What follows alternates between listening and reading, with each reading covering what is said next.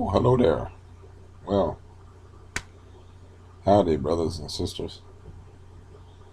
Well, how do I feel? That's always what this is about, isn't it? How I feel.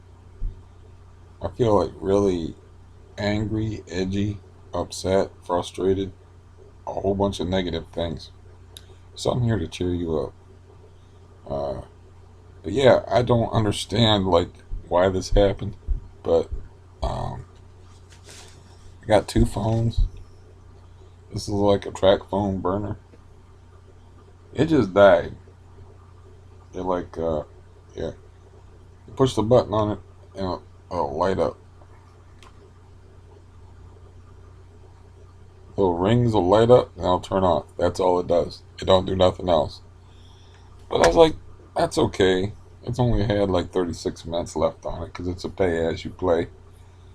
And if I remember correctly, 500 minutes for it cost $15.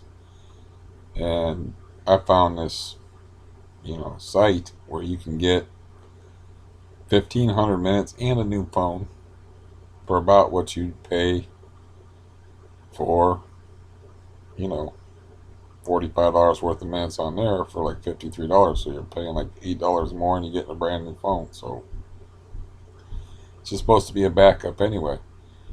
But this thing over here, this abomination, that is that government phone. As you remember, I had planned to move, but didn't work out. So I had the home phone disconnected to help save money because that costs a ridiculous amount of money a month, and that's free. And free is always better than ridiculous amount of money. So um, I just spent like an hour trying to take pictures of these cards to sell. Now I found this card. I had forgotten I had this card. But I found this card. I paid like my light's catching it weird. I paid like $75 for a gigantic lot of cards, and that just happened to be in it. And that card sells from anywhere from $50 to $76, so it's possible it could cover this price of this whole lot of cards, and then everything that I sell on this massive lot of cards would just all be profit. But I had bought in like 2018 when that dude was a rookie. So I had another card of that guy that I could sell along with it. It's like they call that a jersey card because it's got a little square in it. I was just like, well, I'll just put these two up. Then I got the hottest card and the hottest name in the hobby, not the hottest card, but Lamar Jackson, you know, jersey card that goes for about $50. And I got these little stands, these little plastic stands that I can stand up. So I'm like, well, I'm miserable, a great deal of pain, but I can do that. I can just lay in bed here and set them cards up on a stand and take pictures. Dude, I have no idea why this is happening with that phone, but like you look at what's on the phone, you take the picture. What you see ain't what you get because I'm getting like half the card and I'm just not taking usable pictures. I'm like, oh, I'm even like trying to compensate for this retarded phone. I'm like, what if I pull like way the fuck back? And then that way, I'll get something on the camera. And it's like, no. So I guess I have to wait until the other phone comes in the mail and then hook that up. See, what I have to do is I have to use the phone. I don't know how to do this any other way because I'm old. Um, and technologically impaired. I don't know if I said that properly. I have a lot of drugs in me, but the way I have to do it, instead of like using just the phone and then sending it through the phone, um, I have to take the picture on the phone, send it to my email, and then pull it out of my email and then put it on the ad. I have to attach the file to an email on the phone. That's the only way I know how to do it. The way I used to do it um, when I was into the whole card selling thing, and I used to make a lot of money at it, was with a camera, not a phone. You know, like Norm Macdonald said, like when I was growing up, like if you told somebody that you was going to take a picture with a phone, they throw you in the nut house, man.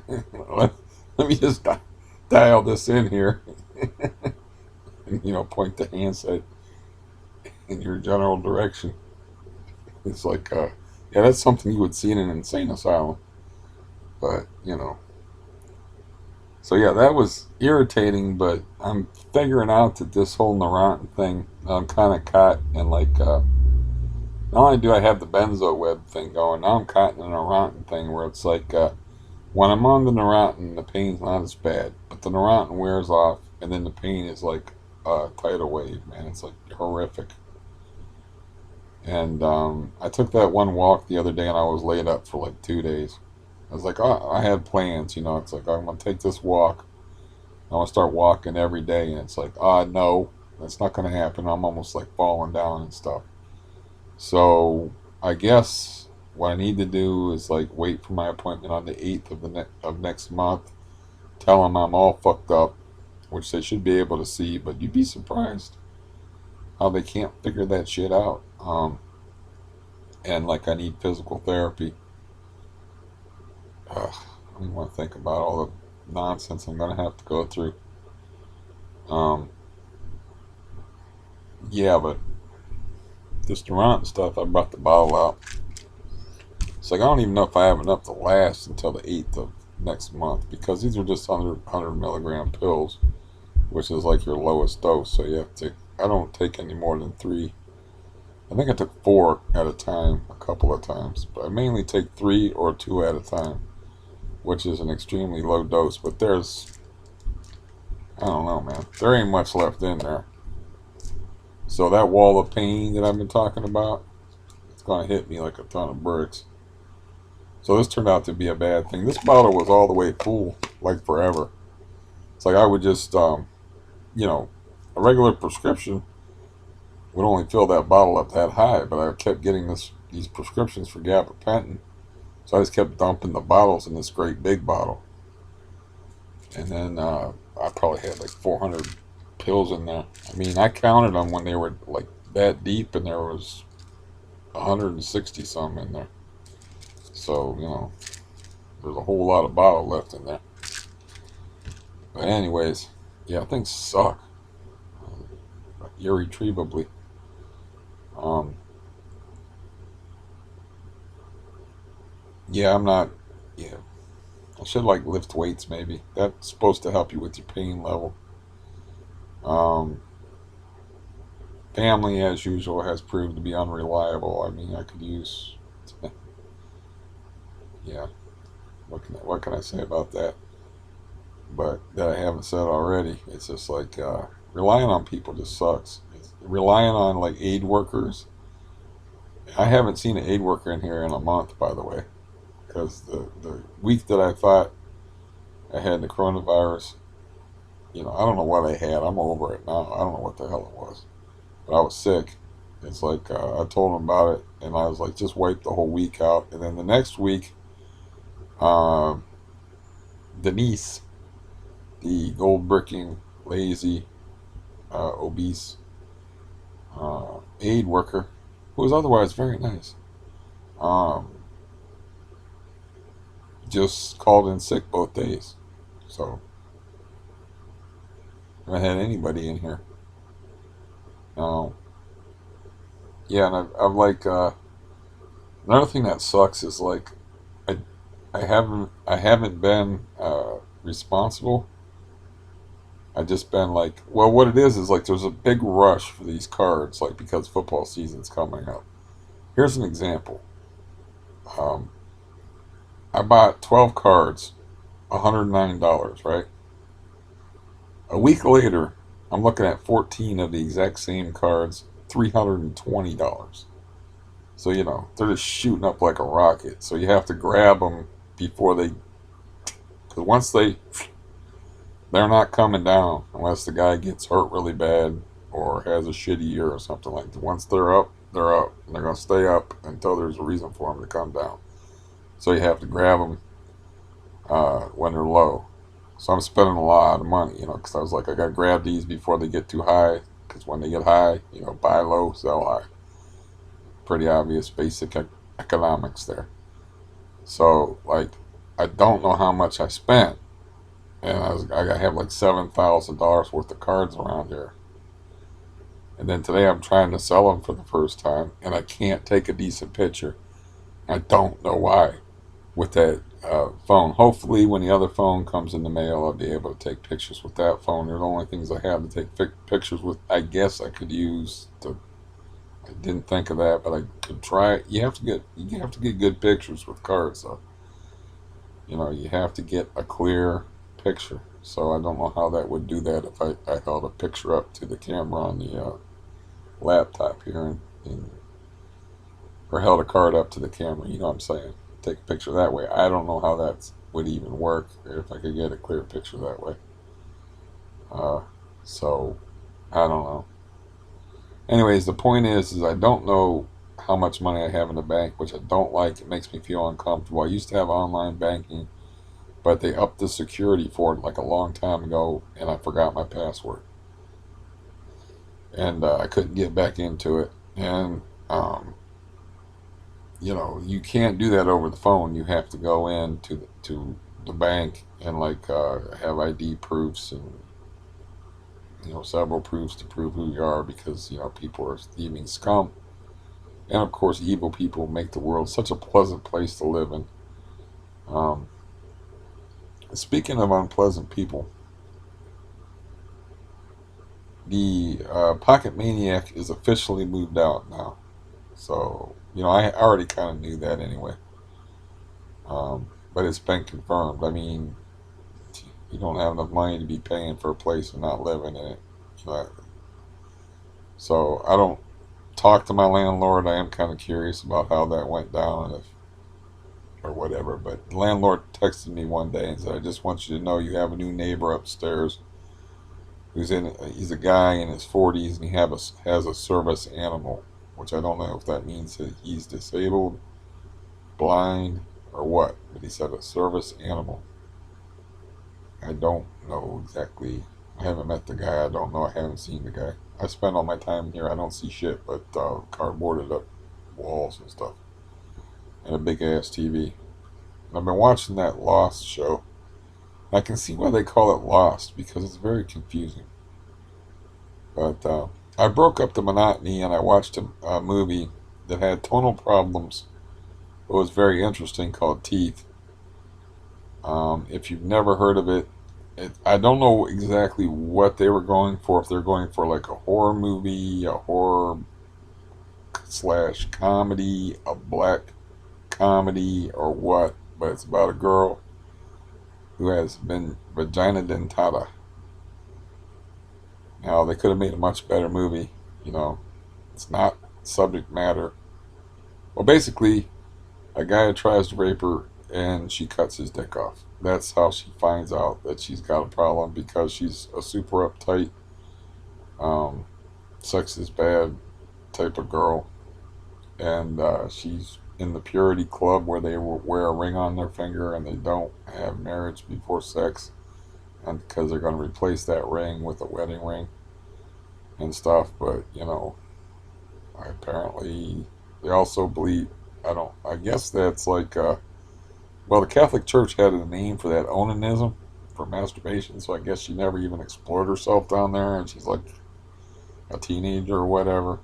But anyways, I had to break up the monotony with something. So I heard about this movie and I watched it, and I'm like, this could have been a really interesting movie if they would have like played it different. But yeah, you know, it had serious tonal problems and it didn't know what it wanted to be. So uh, I thought I'd mention it just because it's the only movie I know of that the central theme of it is a girl with vagina dentata. So it's a good hook for a movie. I want to watch something different. Anyways, so I don't. I'm kind of worried about overdrafting. I forget what the overdraft penalty in my bank is because I don't exactly know how much money I have in there. Because I did a foolish thing. I spent money that I didn't have because I assumed since both houses and everything I heard was that like there was an agreement that they were going to send out another stimulus check. I spent it before I had it, which is not a good plan. Even though I'm just spending it on cards that I can sell at a profit, and I'm not just wasting it on hookers and booze and cheap cigars. It's still the money still gets spent, and I don't know how. What it is like the checks, the electronic checks or whatever, they don't get processed in an orderly fashion. If you don't have online banking, you can't keep track of that. And the way my new phone automated setup thing is I can't keep track of electronic checks that came in through their electronic system. It's harder to hell to get to talk to anybody live. I think you have to like set yourself on fire or something to talk to a live person on phone anymore. Call not only a 911 operator or somebody you know personally is any place that you call. You got to go through that automated bullshit before you get to a live person. And the bank was brutal. At one time, I had to talk to a live person about my banking, and it was like, well, I'll try this. Well, I'll try that. Now I'll try this. So I was like, I'm not doing that again. Screw that. So I don't know how much money I have in the bank, which makes me nervous because I don't like wasting money, and I don't know what my overdraft fees are. They can be pretty brutal. I don't know. I just don't like wasting money. So you know. Um, so yeah, that's about it as far as what's going on with me. I mean, I don't know how to. I called uh, my cousin in Florida because he calms me down sometimes, but he wasn't available. And yeah, he's working really hard, and he's like a heavy smoker. He's a year older than me. He's got a heavy labor type of job, and he's working 6 days of work a week. He's about the only person I know that's got like really steady work during this COVID thing. Because my niece that makes all the money that was stationed in Bagram, Afghanistan, and was in the army and all that, she's laid off last week again. She thought she was done being laid off, but you know, I mean, I don't know. I don't think you can. I don't know if you can collect unemployment. I don't know anything about being a real boy on Pinocchio, except for with no growth.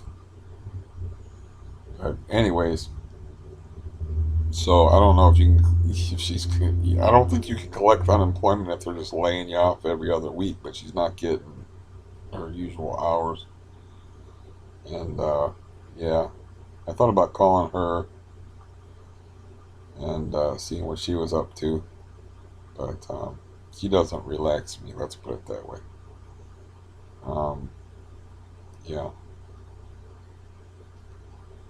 my family mostly I'm afraid of them, but I'm not afraid of the guy in Florida because I'm just not afraid of him.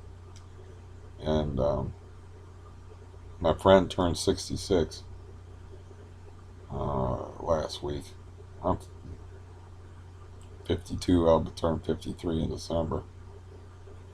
So um, yeah, it's kind of interesting. He's like, I don't feel 66. And I said, I can feel 66 for you. No problem. That's my birthday present to you. I didn't even know it was his birthday. When you get old, you don't care if anybody remembers your birthday. At least I don't. All the people I know don't. My brother hates his birthdays, man. He hates his birthdays. I don't know why he hates his birthdays. He just hates them. He hated them when he was young. He's a lot younger than me, and he hated them when he was young because he would say that just reminded me that another year of his life has gone by and he hasn't progressed. Basically, paraphrasing, he hasn't progressed as a human being, and his life is still shitty. So he hated his birthdays, and you know, he likes presents. He likes people to give him stuff and people to call him on his. He's complex, you know. whenever it's like, I'm sorry I forgot your birthday, he goes, that's okay, I hate my birthday. And he'll go on to explain to me why he hates his birthday, but I know he likes presents. Everybody likes getting shit for free. That's universal, you know. Unless it's like, I can't even say that because my family is so fucking insane that I've I've had several people in my family do this. But you ever give anybody a gift, and the first thing they say when you give them a gift is, "Oh, it's too bad you wasted your money on this. You shouldn't have wasted your money." That's what my dad used to say. That's what my brother-in-law Wizard said when I gave him like this dragon speak thing because he was always writing on the computer and he's a typist like me. And I was like, yeah, you can just talk and it's got voice recognition stuff. And he come up with a whole conspiracy thing about how, uh, he'd be spied on or like to track his thing and crazy stuff. And like anybody gives a damn about his business, the NSA is after him. You know, the feds, whatever. Um, but anyways, the first thing he said was, "I hope you didn't spend too much on it because I'm not going to use it. It's a, it's. I hope you didn't waste your money." And it's like, no, you just graciously accept the gift, and then,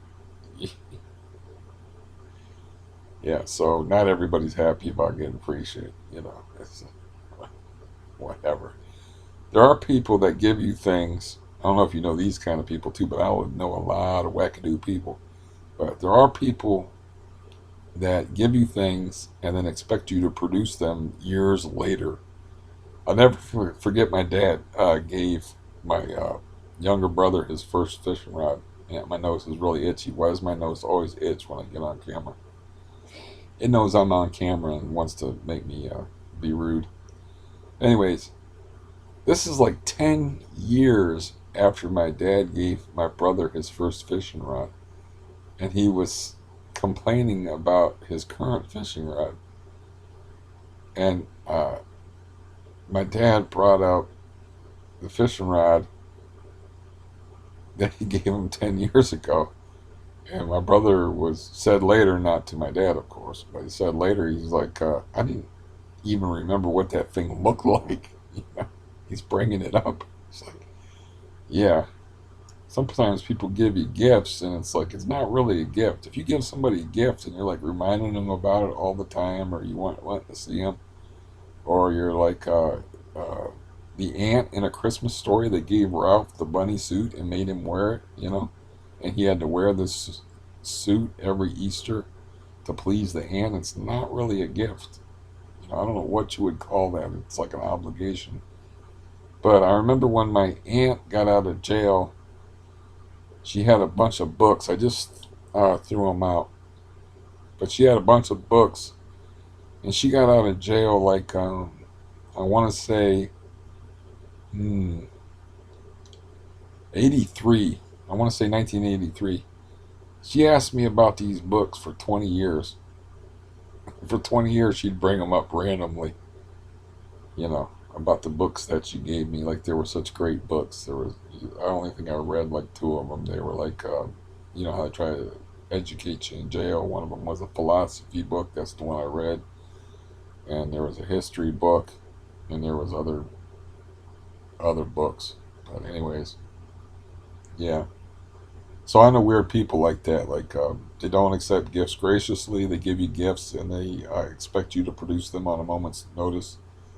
It's like, why aren't you wearing that hat that I gave you? You know. So what I do is I try to compromise, like, and like when people give me stuff. I think I was talking to my niece the other day, and I was like, yeah, I don't have any creamer for my coffee, and as you know, I make terrible coffee.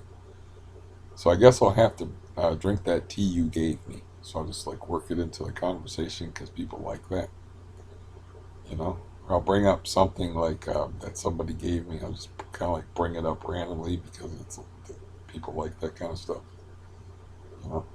But yeah, this knee is a horror show. and my life is a horror show. So, um, yeah, I don't know what to do about the damn thing. I'm be going to a different. I'll be going to a new doctor who maybe is thinking about things besides little girls. So maybe I can get something done. I don't know, but the Neurontin thing, yeah, I was better off when I was walking and lifting weights and not taking that shit. Because I started taking that shit, like I said, it relieves the pain. It puts you in a weird state of mind. You feel weird on it, and then, but when it wears off, it's like the pain hits you like twice as bad, and it's fucking brutal. I mean, CRPS is brutal. There's no way to describe it to anybody. You know, I want to be sitting here doing the demure chick thing right now, covering up my boobies. If it wasn't brutal, I'd be wearing shirts, man. I have wet dreams about wearing shirts. That's how good my life is. Man, the shirt that I was wearing last night in my when I was sleeping, damn, that thing was fine. Like being comfortable. I can remember like I was thinking about this last night. It's like when I was in my 20s, I used to love to go fishing and I would sit on the ground fishing. It'd be like fucking torture for me now. You know, that'd be like thumb screws or the iron boot or the rack to be sitting on the ground fishing. But I used to like just take a garbage bag with me and lay it down over the goose poop and whatever in the parks and sit on this garbage bag and then sit on the ground and fish. It's like, yeah, I was watching the Vagina Dentata movie and they were it was like a scene with a waterfall and this beautiful water, and all I could think about was casting a line in it. I see water, and all I think about is like casting and fishing. You know, just the act of fishing, just the act of going somewhere and casting. But when you're in enough pain, you don't really enjoy stuff like that anymore. I tried it. I mean, you don't enjoy it. So, got to find a way to get in less pain. I don't really enjoy anything, like I said, after I walked anymore, except for talking on here or talking to people, or you know, I like to write. I like to use my mind and my wit and my shrinking ability with words, because I mean, pain is very limiting as far as your ability to concentrate on things. When it's bad enough, it's, it gives you a special kind of fog. But yeah, I got really like stressed out. I hadn't taken many Valium yesterday. I don't know what I took yesterday, but I didn't take my full dose, so I just slammed 2 5 milligrams of Valium, and like about an hour later, followed it up with 3 Neurontin. Chemicals is not the answer to this situation I'm in. I should never stopped exercising. I got my razors in my mail. I found a good deal on razors. Another thing I had to spend 30 odd dollars on. Um, like the phone that I had to spend $50 on, but you know, you get tired of like using stuff that doesn't work, like those hair clippers I had and stuff. I didn't shave yet today. It's like I would just let it grow out into a scraggly, horrible Johnny Depp beard, but it itches. I'm one of them guys that gets the itchy beard once it gets to a certain length, and it has to be addressed. Uh, yeah, I don't think it's fair that my knee should hurt when I'm just sitting here. It doesn't make any sense, you know. It hurts because I walked around and like I got another situation I'm not happy about, which is my I don't know if my cat is like in the process of just giving up on life, like his owner. But he doesn't want to go outside much anymore. He's a little bit threadbare fur wise. I'm figuring he's just gonna stay inside all the time. You know, I have to do the litter box at some point today. I have to remember to do that and put more litter in this box. And I hate, you know, I hate the smell. I don't mind cleaning the litter box out, but it smells. And he's just a foul creature. But he's yeah, he's on the way out. just the way he's acting. He don't want to go outside no more. I don't know, you know. Yeah, I don't know what point you put an animal down or anything like that. I figure it's at the point where you can see that they're suffering more than they're enjoying life. But then, like, to put him down, it'd be like a traumatic thing for him because he's never been in a car except for when he was a tiny little kitten getting shipped over here. He hasn't been in a car his whole life except for when he was that big, and has never been to the vet. He's extremely good at healing. And the poor dude, like I said, he got mauled earlier in the summer and had real bad infection, like all through, like coming out of his ears and stuff. And he recovered from that. It just took him longer when he was younger. You know, of course, it bounced back faster. Um,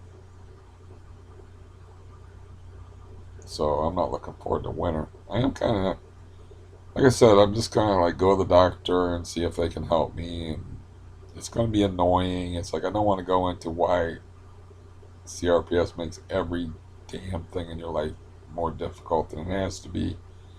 It should be enough that I'm sitting here not wearing a shirt when I don't want to be. I shouldn't have to, you know.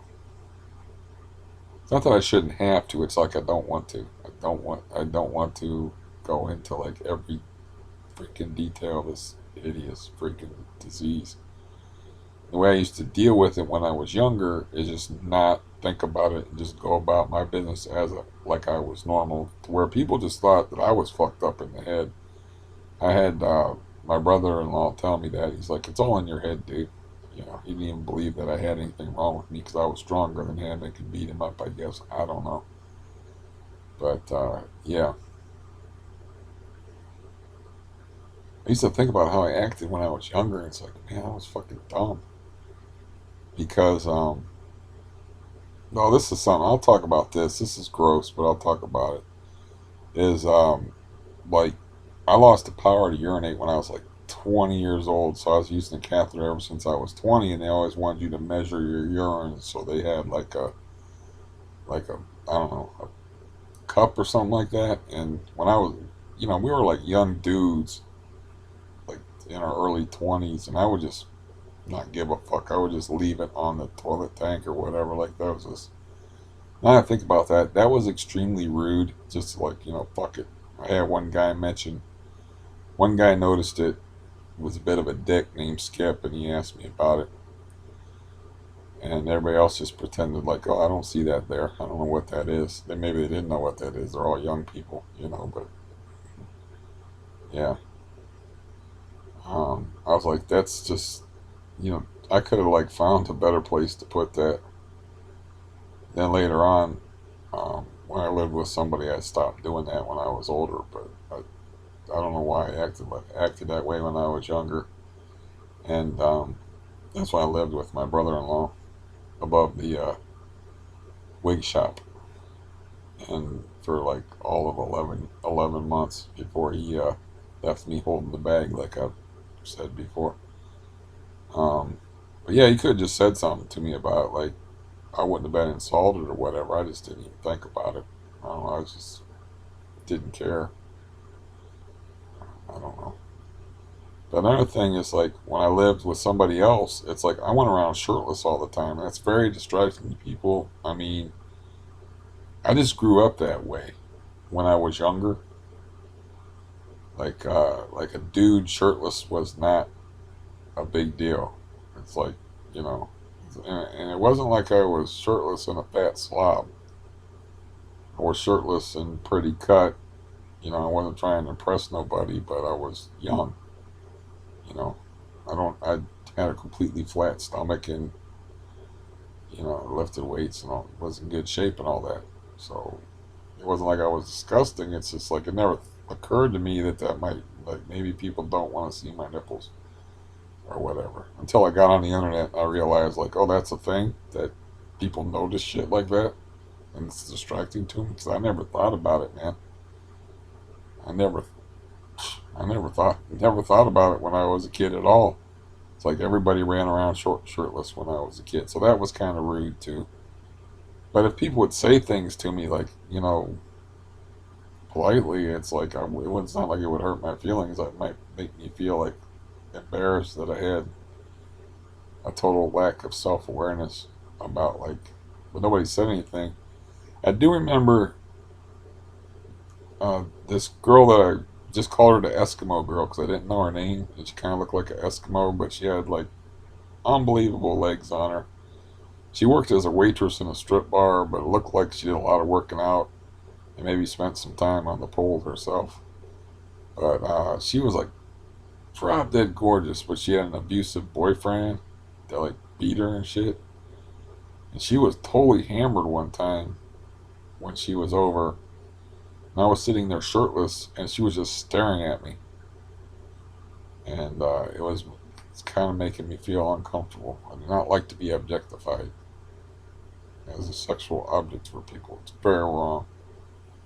But yeah, I was just like, you know, I noticed her just like staring at me. It's like maybe that's just a drunken stupor stare. I don't know. She was hammered, and she wouldn't come over. She had made friends with the person that I was living with, but she would not come over because her boyfriend would get pissed off. Because he just wanted to chain her up in the basement and keep complete control over her. And apparently she didn't have enough self-esteem to get away from him, even though she had a job. But she caught me looking at her that one day because I was just sitting. We had this weird setup outside my door where you can. It's hard to explain. Um, there was like a ledge. Let's say like the parking lot level was 6 feet over top of where the ground level was to the apartment exit. So you had a nice like upward view. And she come walking by in a skirt. It wasn't like an upskirt situation or nothing like that, but she was dressed to kill, and she was in a skirt, and her legs were just astonishing. And she caught me looking at her legs and just looked at me with a look of disgust. It was like it's a look I've seen many times before. It's like women have radar about that stuff. It's like you can't. They can feel you looking at them. It's like I did not feel that drunk chick looking at me. I just happened to notice it. It's like I had to actually look at her. But if I was a girl and the sexes were reversed, I'd be over here and I'd have some kind of spider sense tingling. That there was a creepy spider looking at me, and then I would turn around and say, "Whoosh," and you get caught. And it's like I had that happen too many times. Um, yeah, one time I was really stupid about it, and that's a whole big long story about the actual girl herself. She was a girl back then. I consider anybody that's not 30 a girl because it's like, how much do you really know about life? I look at it that way.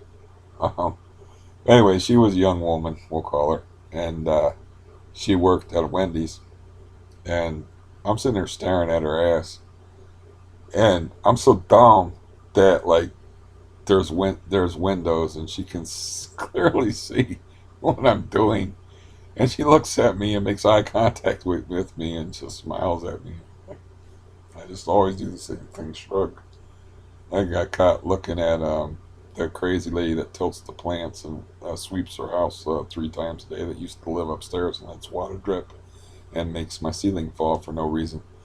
Like I was sitting in my house minding my own business, mind you, and I had the windows open because I used to actually live in the living room before Stampy moved in, and she was bent over talking to the neighbor with her ass like right in the fucking window. So naturally, I'm not no longer interested in that particular riveting episode of Law and Order. I'm interested in something else. So I'm looking. She feels me looking, and turns around and looks at me because women have that sense that that spider sense, and he gives me a dirty look, and I was like, "What the fuck? If you're gonna stick your ass in my window, I'm gonna look at it." What did you think? It's like, how about being a little self awareness here? You've been in my house. Well, actually, she'd only been in my house once. Um, that's another story. But she had only been in my house once. Uh, when yeah, it's yeah.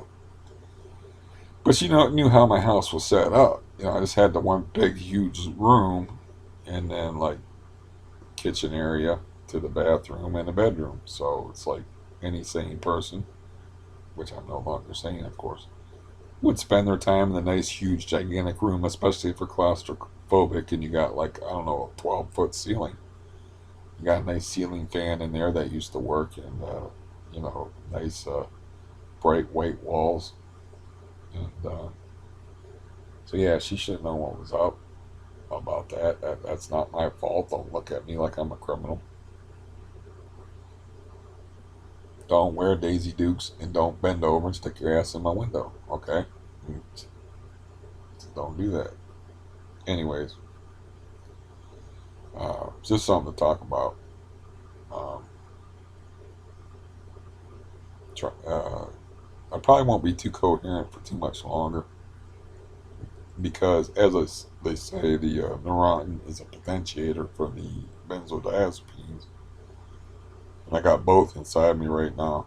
But I, I mean, the pain level is like crazy. I just want. I don't know. I want. I don't. I just. They were telling me like any operation they would do on my knee would be like risky or whatever. It's like at this point, I don't give a fuck, man. Throw the dice. The leg don't work. I mean, how much worse can it not work?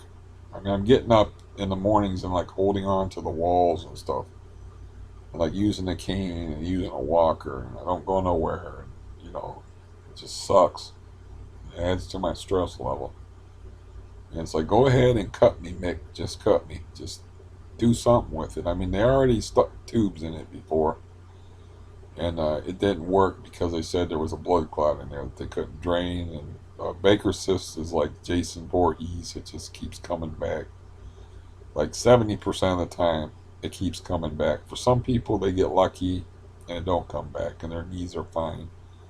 But at this point, my legs are all weak and shit, and I got that disease, and I got that thing I've explained where, like, if I walk so far, I start to lose coordination and it gets dangerous. So it's like this is a really rock and a hard place situation I'm in, and it's not fun. I don't like it.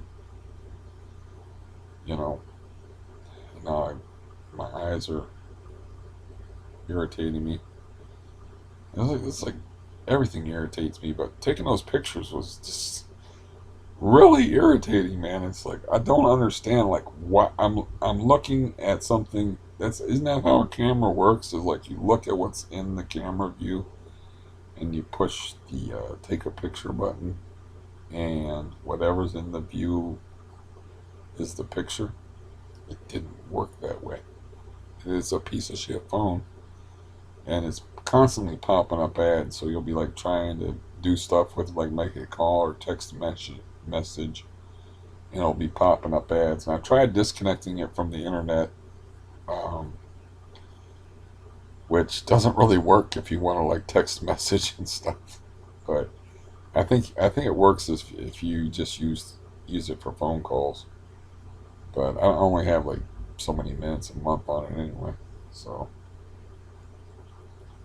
um, yeah, it's just an annoying piece of junk.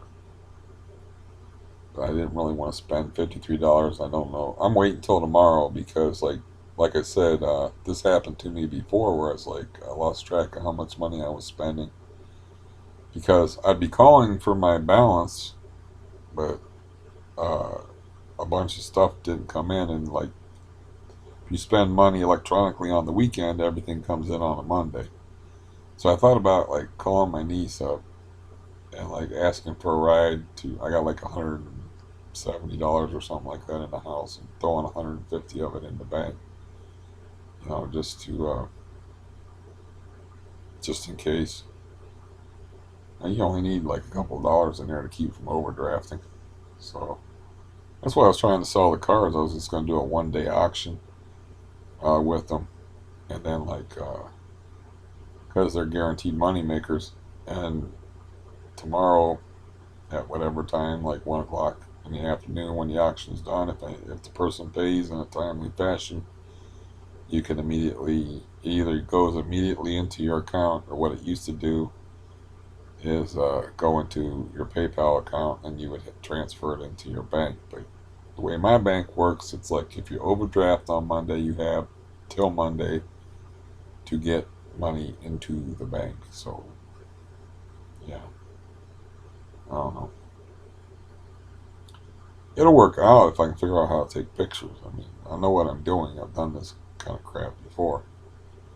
I mean, I do drift into investing, which is a bad idea. But like, you buy certain, there's certain techniques that you use that you learn over time, and they haven't really changed all that much. What's changed is one thing that has changed is these jersey cards. They used to be good money. They're not anymore for some reason. It's like they're not a big deal anymore, which is weird. But yeah, the hobby has changed a little bit since the last. It's been I don't know, 15 years since I was into it and selling cards and stuff on there. So it took me a while to like.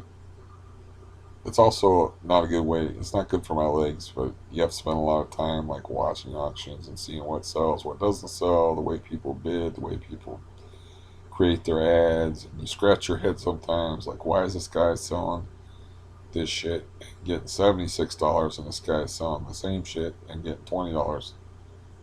It's like, and then you look at the ads, and you try to figure out why, and sometimes it's just like luck of the draw. But anyways, um, yeah, it's just boring, stupid life. I fucking hate it, and it's very painful to boot. It's boring and painful. I mean, yeah, I don't get bored very easily, but there are limits. I want to do things. I don't know. I've said that I don't get bored. I used to say I don't get bored. I really don't, because I can find ways to occupy myself. But I don't enjoy playing my guitar anymore. I haven't picked up a guitar in forever. I don't get to take walks anymore. I don't get to go fishing anymore. I don't get to do anything that I used to be able to do. I don't even get to clean my house up. I don't get to clean. I don't get the fun of excavating a sink that smells to high heaven and putting bleach in it. I had to wash out a sheet the other night by hand, so I didn't have no choice. But I mostly do not want to use my leg because, yeah, it's just the more I use it, the worse it feels, which is a very bad thing because pretty soon that means you're not going to be able to walk. So you have to use it, but I mean the pain is ridiculous. It's like the only way I could demonstrate the amount of pain. That's why they have a dumb number system. Don't you hate that when you go in there like, how do you rate your pain on a scale of 1 to whatever? And it's like everybody's different. It's like to my niece who has like insane, or my actual brother who has like, I don't know, he swats like hornets and shit like they're mosquitoes and just goes about his business. I mean that that scale thing is stupid, um, because to him a hornet stinging him is like a 3. To me it's more like a 6 or a 7. It gets my attention. Okay. So unless I want to like do something really stupid and take a really sharp knife and calmly stick it through a part of my hand and say like, yeah, this is how bad my leg hurts. It's like, this doesn't really bother me all that much, which I'm not going to do because it's just masochistic and stupid and could get infected and more problems. And it's like, how do you demonstrate how much pain you're in? You can't. You know, you're, that's my problem. Is like, you're on here smiling and laughing, and it's like, how much pain can you be in? Trust me, a lot.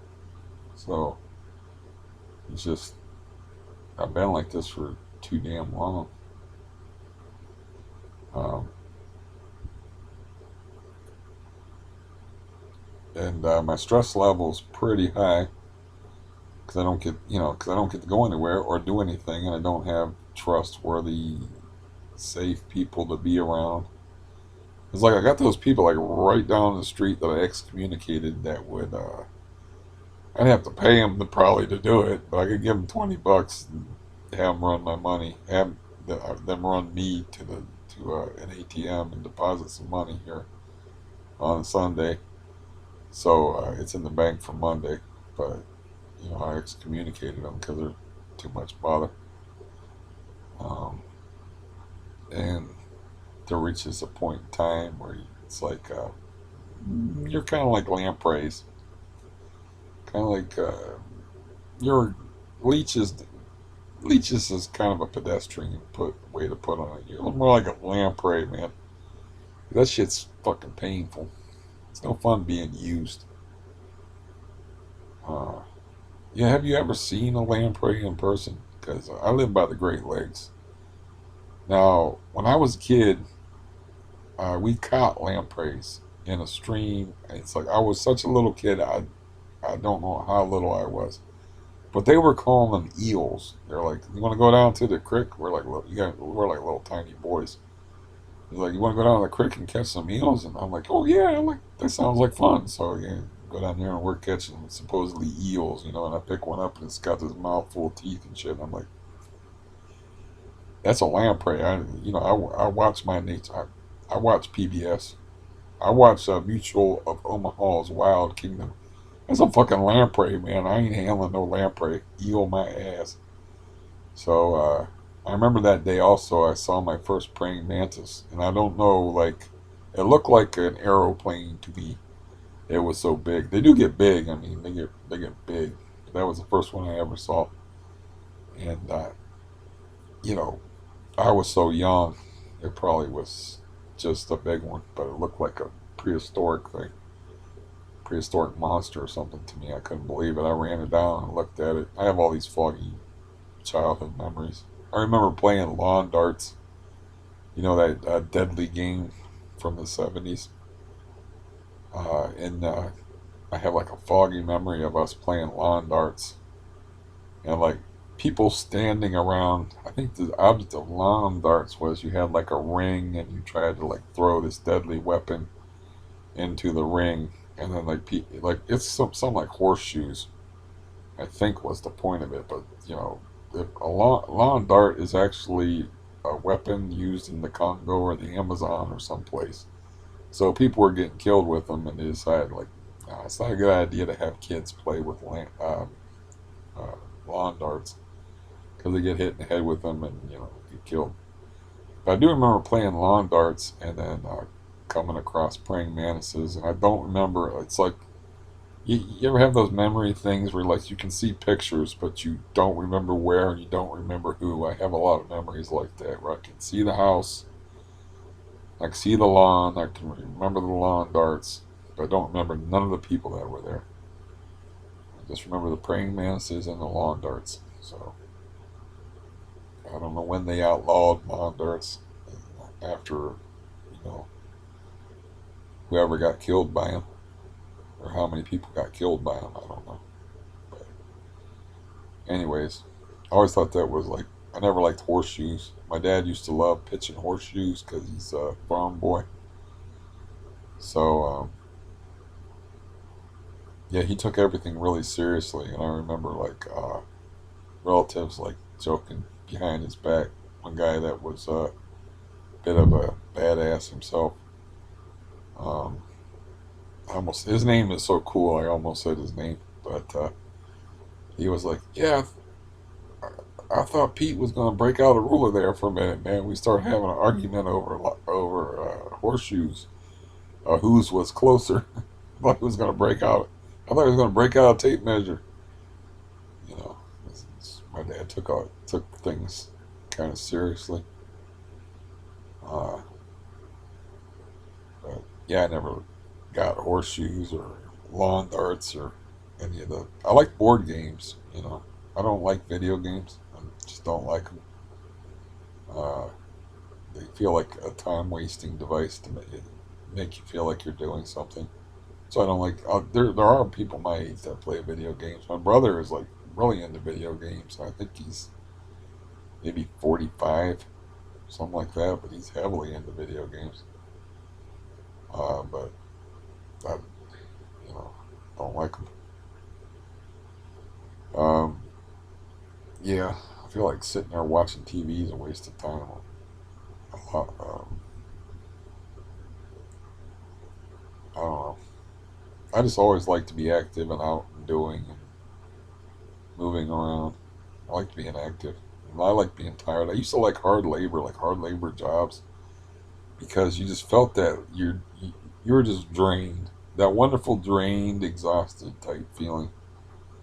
You know, like where you're like, yeah, I did me a good day's work, and I'm just relaxed because there ain't no other way to be. And I used to like that. Um, so I like to. I spend a lot of time outdoors because of my home life and all. I grew up like in a different era, of course, like probably many of you, and I grew up in the suburbs, so like we could just be gone. I don't think our parents cared all that much when we came back either, but we would just be freaking gone and come back after dark, little kids, just go off by ourselves like all damn day. And like, we didn't even have, our parents didn't even say, like, be back before it gets dark. Different times. Um, yeah. And the whole Halloween thing with the trick or treat and stuff. Yeah. I can tell you one story that's not, I definitely haven't told on here before, which is another unpleasant. Well, I was always the the human race as a whole is full of creeps, weirdos, users, human lampreys, and just like overall bad eggs. It's like there was something in the news that came out where a politician, I think Joe Biden, said that like 10 to 15% of Americans are just like bad people. And I'm like, well, the guy that I like, the ABL Anthony Bryan Logan guy. I just like him. He's just an odd character, you know. Uh, but he was like, that's insulting. And I'm like, you don't know the people I know, because that sounds like a very flattering number. But anyways, back to my disgusting childhood story. Is like, I had a neighbor that lived down the hill, and I was younger than him, and he was older than me. Now, this doesn't like drift into the realm of child molestation, but it's a weird, It's like I stopped wanting to be his friend after that, but he actually, I don't know what his deal was, but he came from a foster home, and he was a foster child. And I remember like he was like a replacement. We had a little pond down the road, like literally 300 yards away. Um, that we spent a lot of time at, that we called the swamp. Like, and I don't remember the guy's name. The people's names was Hal, but they had a son that had a heart defect that died on the ice in the wintertime at the swamp.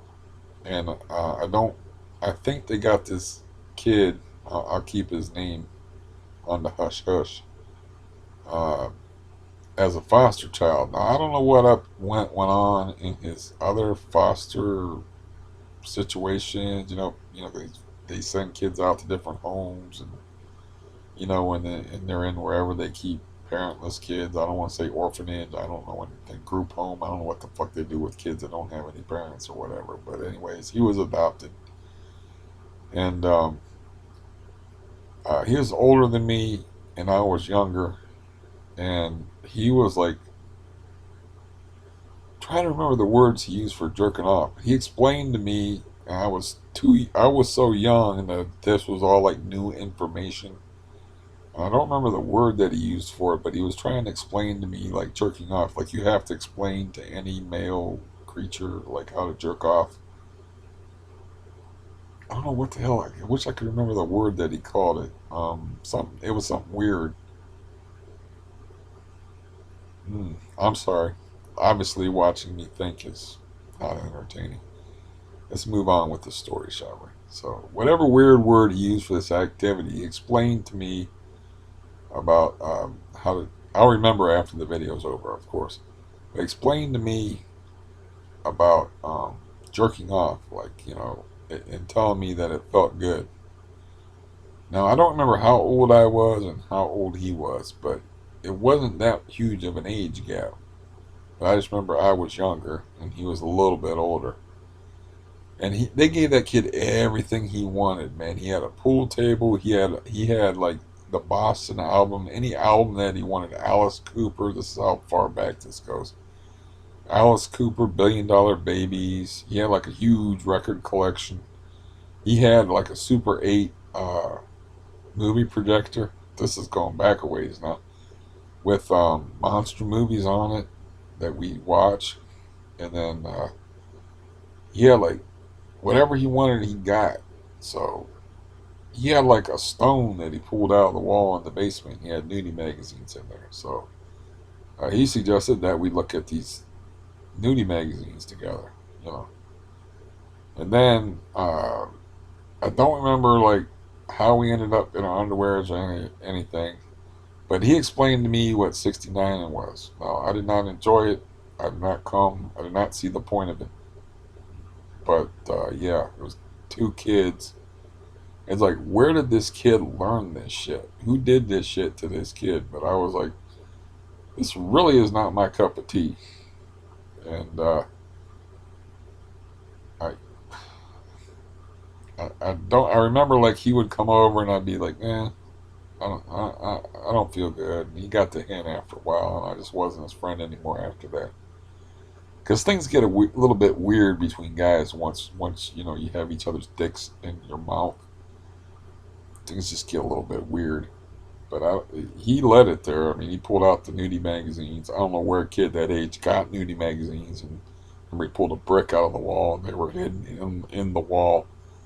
And I think those were the first. They might have been. No, they weren't the first ones I saw because of my one pervert uncle. I was riding home from church, and my mom and dad borrowed his car, and he had them stashed underneath the front seat of underneath the front of the driver's seat. I don't know, for that emergency time when you need to pull over on the side of the road and jerk off or whatever. But and I was so small that I actually crawled down. My sister was right there, but which was weird. But I like crawled down and like I seen like the corner of one poking out, and I pulled it out. And I looked at it and I figured out right at what it was right away, and I kind of like shiftily pushed it back under. And my sister's I had noticed because yeah, how many children did we was around back then? I don't know. And this is going way back into the vault of time, man. When I was a little tiny kid, that's how little I was. It's like I could go and comfortably like be. There's other people, like at least two girls in the back seat of the car, and I was down on the floorboards, like pulling out nudie magazines from underneath my pervert uncle's car's driver's seat. So, I went back and got them later. So those were the first porno magazines I saw before I had this. I guess you could call it a sexual experience. He didn't. I don't know if he could come yet, but he didn't come. I didn't come, so I don't know what the fuck that was. But yeah, um, yeah, I remember not like being his friend after that. I remember his mom like actually threw me on the bed and says, and we were smoking cigarettes, and she scared the piss out of me. She was a mean woman too, man. But I think it was the same goddamn day that I was sucking her son's dick. But uh,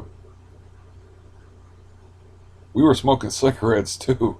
So I was like, I had guilt, of course, over what I was doing earlier, not the cigarette smoking. So when she said, I want to talk to you, and like pulled me into a room, I was like, oh no, she has ESP.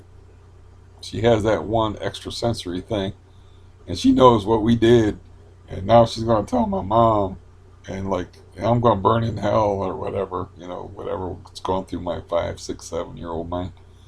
And she threw me down on the bed and said, "Have you been smoking cigarettes with Rodney?" I just said his name, so you're outed, Rodney Howell, wherever you are. You shouldn't have done that shit, man. But you're outed. That's the guy's actual name. But okay, it's too late now. I don't have the editing software to edit it. And she's like, "You smoking cigarettes with Rodney?" And I'm like, "No, it wasn't cigarettes we were smoking." No, of course I didn't say that. I was just like, "No." You used the Clinton defense. Deny, deny, deny. So no, I did not have sex with your foster son. I should have done my. I can do a Clinton imitation. I did not. I used to be able to anyway. I'm not going to embarrass myself by trying, but that's one imitation I used to be able to do. But anyways, um, so that was like a weird thing. That's like I was worried about getting caught for smoking something else. And she's like, "You smoking cigarettes?" And I was like, "No." And I had cigarette breath. And I remember distinctly going home and like, how do I cover up my cigarette breath? So I ate a bowl of Fruit Loops because I didn't want to get caught. I remember that day. It was a pretty memorable day. First time you have a dick in your mouth is probably memorable for most people, whether you're male or female. First and last time, by the way, not my cup of tea. But yeah, that makes people uncomfortable that children are actually sexual beings, and have sexual thoughts. It makes people uncomfortable. They don't like to think of children that way. Um, but they actually do when they actually, where the kid got the idea for all that stuff. You kind of like are innocent, like when you play doctor with your sister or whatever. You don't know what the fuck you're doing. You're just curious. Like why are you different? You seem to be missing something. But like the stuff that kid knew about, he should not have known that 69 and was called 69. I mean, something went on with that kid, like some sort of thing, molestation thing. He knew about stuff he shouldn't have been knowing about. Um, Still can't think of what he called jacking off, anyways. But yeah, just another fun aspect of my childhood. But yeah, I remember that. I don't remember how young I was, or you know, I don't know if that was before my older brother committed suicide or after. You know, it was before because yeah, I was like 9 when my brother committed suicide. So it's just another fun memory of that. But it was like that he was seducing me, and he was only like 2 or 3 years older than me. But I was really too old to be hanging around him because like it's a pretty big age gap in there, you know. Um, so yeah, that's like my. I know this guy is like it's all in your point of view, I guess. Um, I know this guy whose first sexual experience was basically statutory rape by his babysitter. But he don't think of it that way, you know, because he thinks of it like that was the first time I had sex with a girl. It's like, no, you were like a little kid and she was like a teenage girl, and that was totally inappropriate. And I don't know how much older, I don't know if she was like 18, old, or 16, fucking around with a young kid, but it was just wrong. But, I think it was like 10, 11, 12, somewhere in there. And she was, you're talking about like years. A couple of years don't matter once you get past a certain age, but when you're young, a couple of years is a big deal. So that was my general point about hanging around with the my perverted neighbor who lived down the hill. So yeah, he I don't think it was his idea to smoke cigarettes or not, but I used to steal cigarettes off my dad, which was very risky. But he smoked so much he didn't keep track. He never got caught. But I used to steal a cigarette here and there off of him. Then we'd smoke it and get sick. And I never took up smoking until I was. I never took up smoking on a regular basis until I was 30. And even then, it wasn't like I wasn't an everyday smoker. It was just weird. I liked to smoke when I was writing. Um, yeah,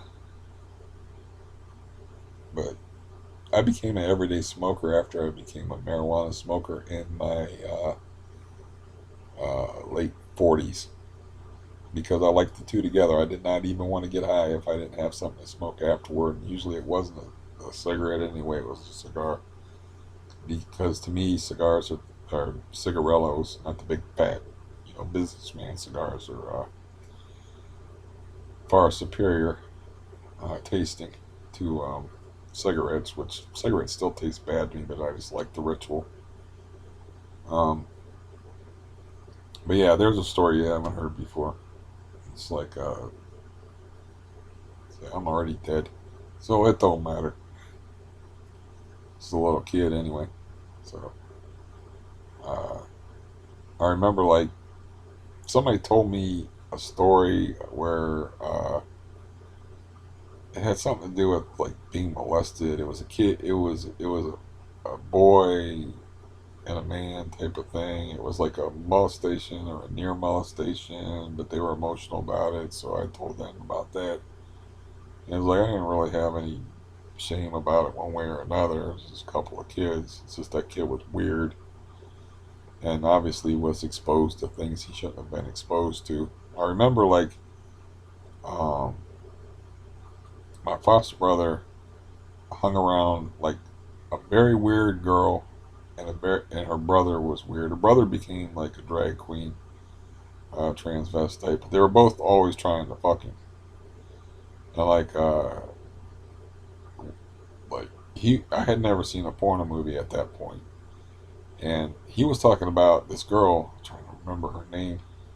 Don't remember her name, but she used to get him in trouble all the time because she'd like pinch herself and make herself cry when they were smaller, and then like say he's hurting me or whatever, and then my foster brother would get smacked up, get hit and stuff, and then she thought it was funny, and but when they got older, she wanted to have sex with him, and she actually put on porno and was watching porno with him, and he didn't take a hint. I mean, why they had access to porno movies, I don't know, man.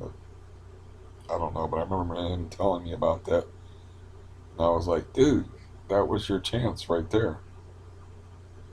It was like, I mean, what kind of a red flag do you need? Do you need her to like, I don't know, like tackle you and rip off your pants? I mean, what's the deal? Because I had this argument going because I had never seen a porno movie that all porno girls were ugly. Um, which he was like, no, they're not. I was like, how do you know? And then he told me that story, and I was like, she's. It was her idea to watch a porno movie with you. Like, he was like, yeah. And I said, well, what happened? Of course, I'm fascinated at this point at like a 13, 12-year-old or whatever. And he's like, nothing happened. And I was like, nothing? I don't remember if she, I don't remember the story completely, so I don't remember if she like tried to put her arm around him or whatever, trying to touch him, or were just like, you know, they they didn't whip out their stuff and do anything, and they were sitting there watching a porno movie. But I mean, yeah, I mean, I, I don't know, but yeah, they were creepy. Glenn was the guy that he hated and wanted to kill. That was the gay dude. That was his nemesis, and the girl I can't remember, but They just happened to be living in the house with him because they had like a weird situation that's hard to go into. Where somebody was there was always like people living in the house, but this is a whole thing. There was always like people coming and going, and people crashing and then leaving, and it was just bedlam. Uh, yeah, I've wandered into some seedy waters. It appears. Yeah, it's like I was always surrounded by crazy, depraved, um, disturbed, angry, violent, murderous people growing up. So when the guy said that he was offended by the idea that 10 to 15% of Americans are bad people, and I'm like, in my experience, man, that number is a lot higher, you know.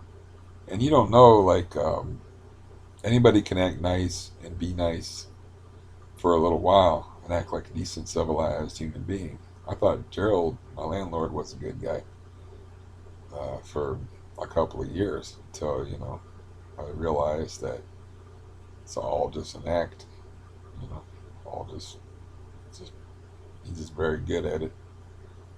Uh, Sociopaths abound.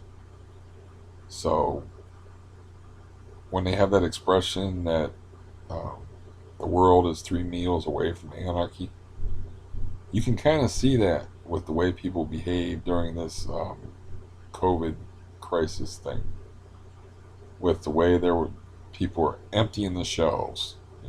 Fuck everybody else. I'm getting mine. I don't care about anybody else's asses, man. I'm buying a mountain of toilet paper.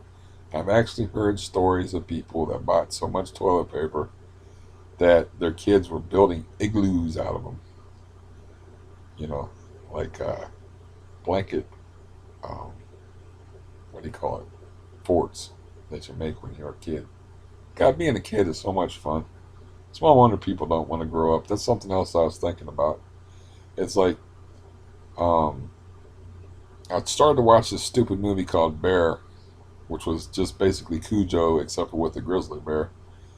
And a guy made a comment in it about like that's one of the perks of being an adult. And he reached over and grabbed his girlfriend's legs like really high up and inappropriately, and or vice versa. I forget which. If she grabbed his hand and put it there, but anyway, hand on cooch is basically the gist of the thing. Now I was thinking about it, and I was like, it's a horrible trade-off.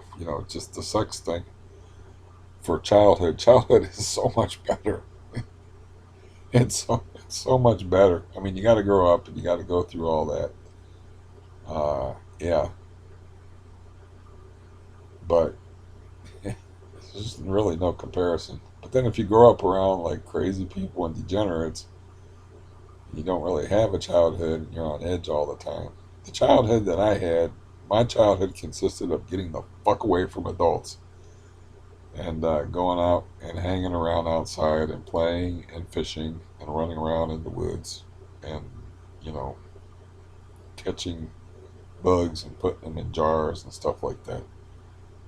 That's, but yeah, childhood's just better. You don't know what you're in for as far as like, first of all, you got somebody else taking care of you and putting food in your mouth, and then you don't have all that responsibility. You do have to go to school, which if you're a normal kid, that's not such a horrible thing. If you're me, it's a living hell. Um, most kids are like school, but for me, it was like school was more like I'm staying up until 3 in the morning because I got to go to school. Or like summertime was completely ruined for me because June was the shit. But by the time the 4th of July came around, I started worrying about school. And August was totally like, uh, we marked it off on the calendar. Damn it, there's like 28 more days before I have to go back to school. You know, so yeah. And even still, childhood's still better. And yeah, you don't really learn about how people really are, so you can have that naive notion that 10 to 15% of people are good. or only 10 to 15% of people are actually bad people. When the truth is really is like there's a lot of people out there. I think the vast majority of people behave when it's convenient. When it's inconvenient or when it's difficult, nah, yeah, it's more of an eye in the needle thing, you know. I was trying to think of something biblical to throw in there. So we're talking about morality. But yeah, between the sheep and the goats, man, there's a hell of a lot more goats. Yeah, and I'll tell you what, goats are horny. I know that. When they say goatish, it's like an old time expression for horny man. Goats, beware of goats. Goats are famous for eating inappropriate things, like they ate the buttons off of my sister's shirt in a petting zoo. And at least just two of them before she got the idea that she was not going to be properly dressed if she didn't get away from this goat. Um, it's true that they do have a penchant for, they won't eat tin cans. That's just up ridiculous. But a goat will eat damn near anything, or try to. And but they will also try to fuck damn near anything too. So yeah. But between good people and bad people, really, you don't know a good person until they're uh, up against it, or until they're in a situation. You know, you don't know until they're tested. Anybody can be good when things are going good and everybody's nice and you got enough food to eat and nobody needs your help, and nobody needs to be told any harsh truths or anything like that. It's like when it's easy to be good, you can't count that. It's like the expression about like you don't know somebody until you live with them. Then you really know them because you can't pretend to be something you're not 24 fucking 7. So when you live with somebody, that's when you find out who they are.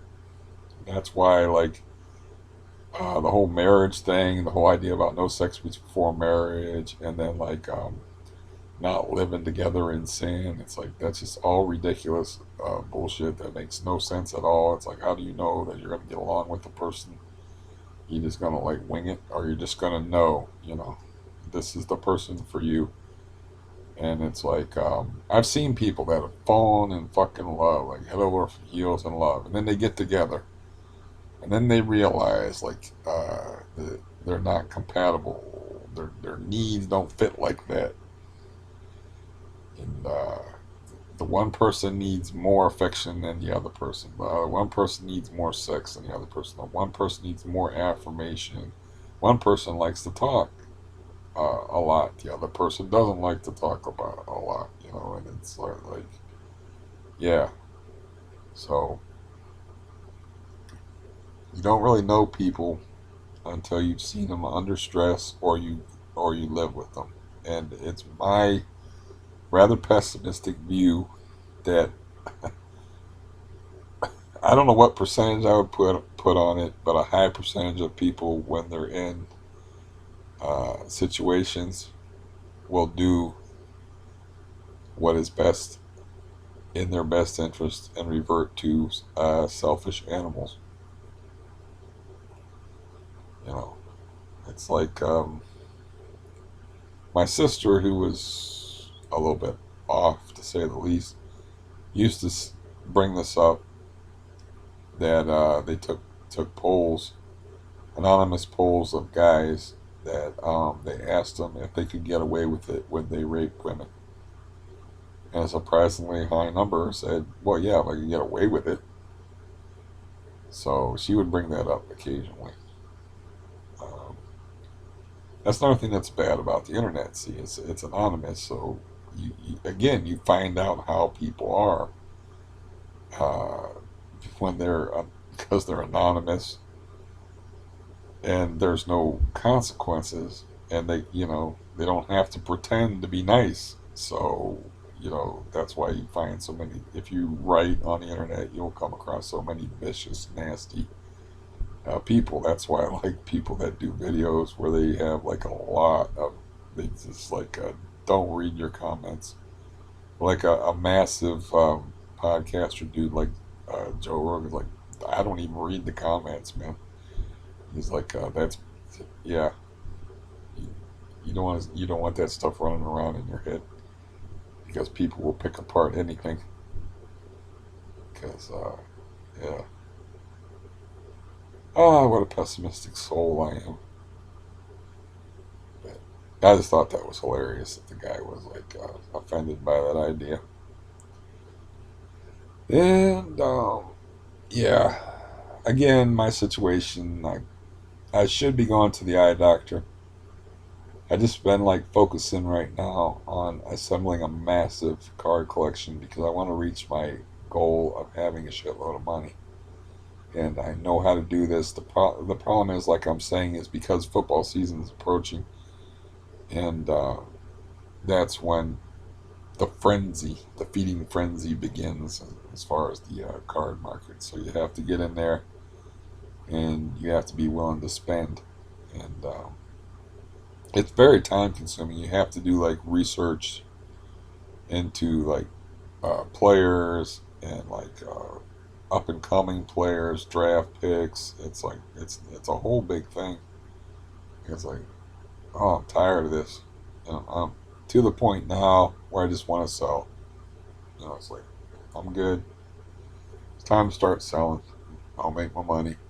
It's like I don't have to pay any rent, but I'm not even sure how much money I have in the bank. The $1,200 I was counting on from the government did not come, so that was my thought process. It's only 300. It's $278, but because of tax, it's a little bit under $300. That's why I got the 58-inch TV. Because I was like, they're going to give us some money. I might as well buy this TV. Which I love this fucking TV. Now it's nice to have. It's like, why didn't I do this before? Uh, because I'm easily satisfied, I suppose. I can watch um, movies on whatever on this, movies and titties, whatever. What I was talking about, like acts of fellatio earlier. Where the hell am I being demure now? And I can watch whatever on this little computer. I don't have to have it on a gigantic screen, but it's like it's nice to have. I can't figure out how to get Bluetooth to work on the computer or that's a smart TV, so I can't figure out how to get headphones working because I'm not hard of hearing or anything. My hearing is very good, and this lady upstairs makes so much noise. But I keep weird hours now and watch TV. 3, 4 in the morning. Sometimes I wake up at 4 in the morning, like this morning, and watch baseball and drink coffee and contemplate the existential horrors of my existence. Um, but yeah, I have to just put one foot in front of the other in a non-walking sense, since that seems to be difficult. And go to the doctor, and it's going to be fucking horrible because it's a new doctor. He's going to they want to examine everything, look at your body, and you know, I'm so freakishly weird as far as messed up. They'll be like fucking with my feet and asking questions about like how far can it's gonna be painful and uncomfortable. What is this purple splotches on your feet? It's like, well, what's this about? And the guy probably won't even know what CRPS is. And have to do research in it, and you know, as far as the neuront and stuff, it's like I just need. I don't know. I guess I'll take the pain as long as I can, but anytime that I have to do anything and you have to walk around and move, my leg is torturesome. So it just hurts laying down and not putting any weight on it and moving, let alone walking on it. So um, I don't know until it gets operated on or something gets done about it. The neuront thing turned out to be a bad thing, though. Like I said, my pain level off the charts crazy. Um, yeah. I don't know. Is this therapeutic for you in any sense? Having somebody come on here and talk about whatever, talk about how miserable they are. Some people seem to like it. They're like, "Yep, I'm miserable. This motherfucker's miserable too. I'm not alone in the world." Like he he still manages to. Maybe it's just the idea of hearing somebody talk and be honest to the point of impropriety, TMI, outright ugh, to ughness, you know. But really,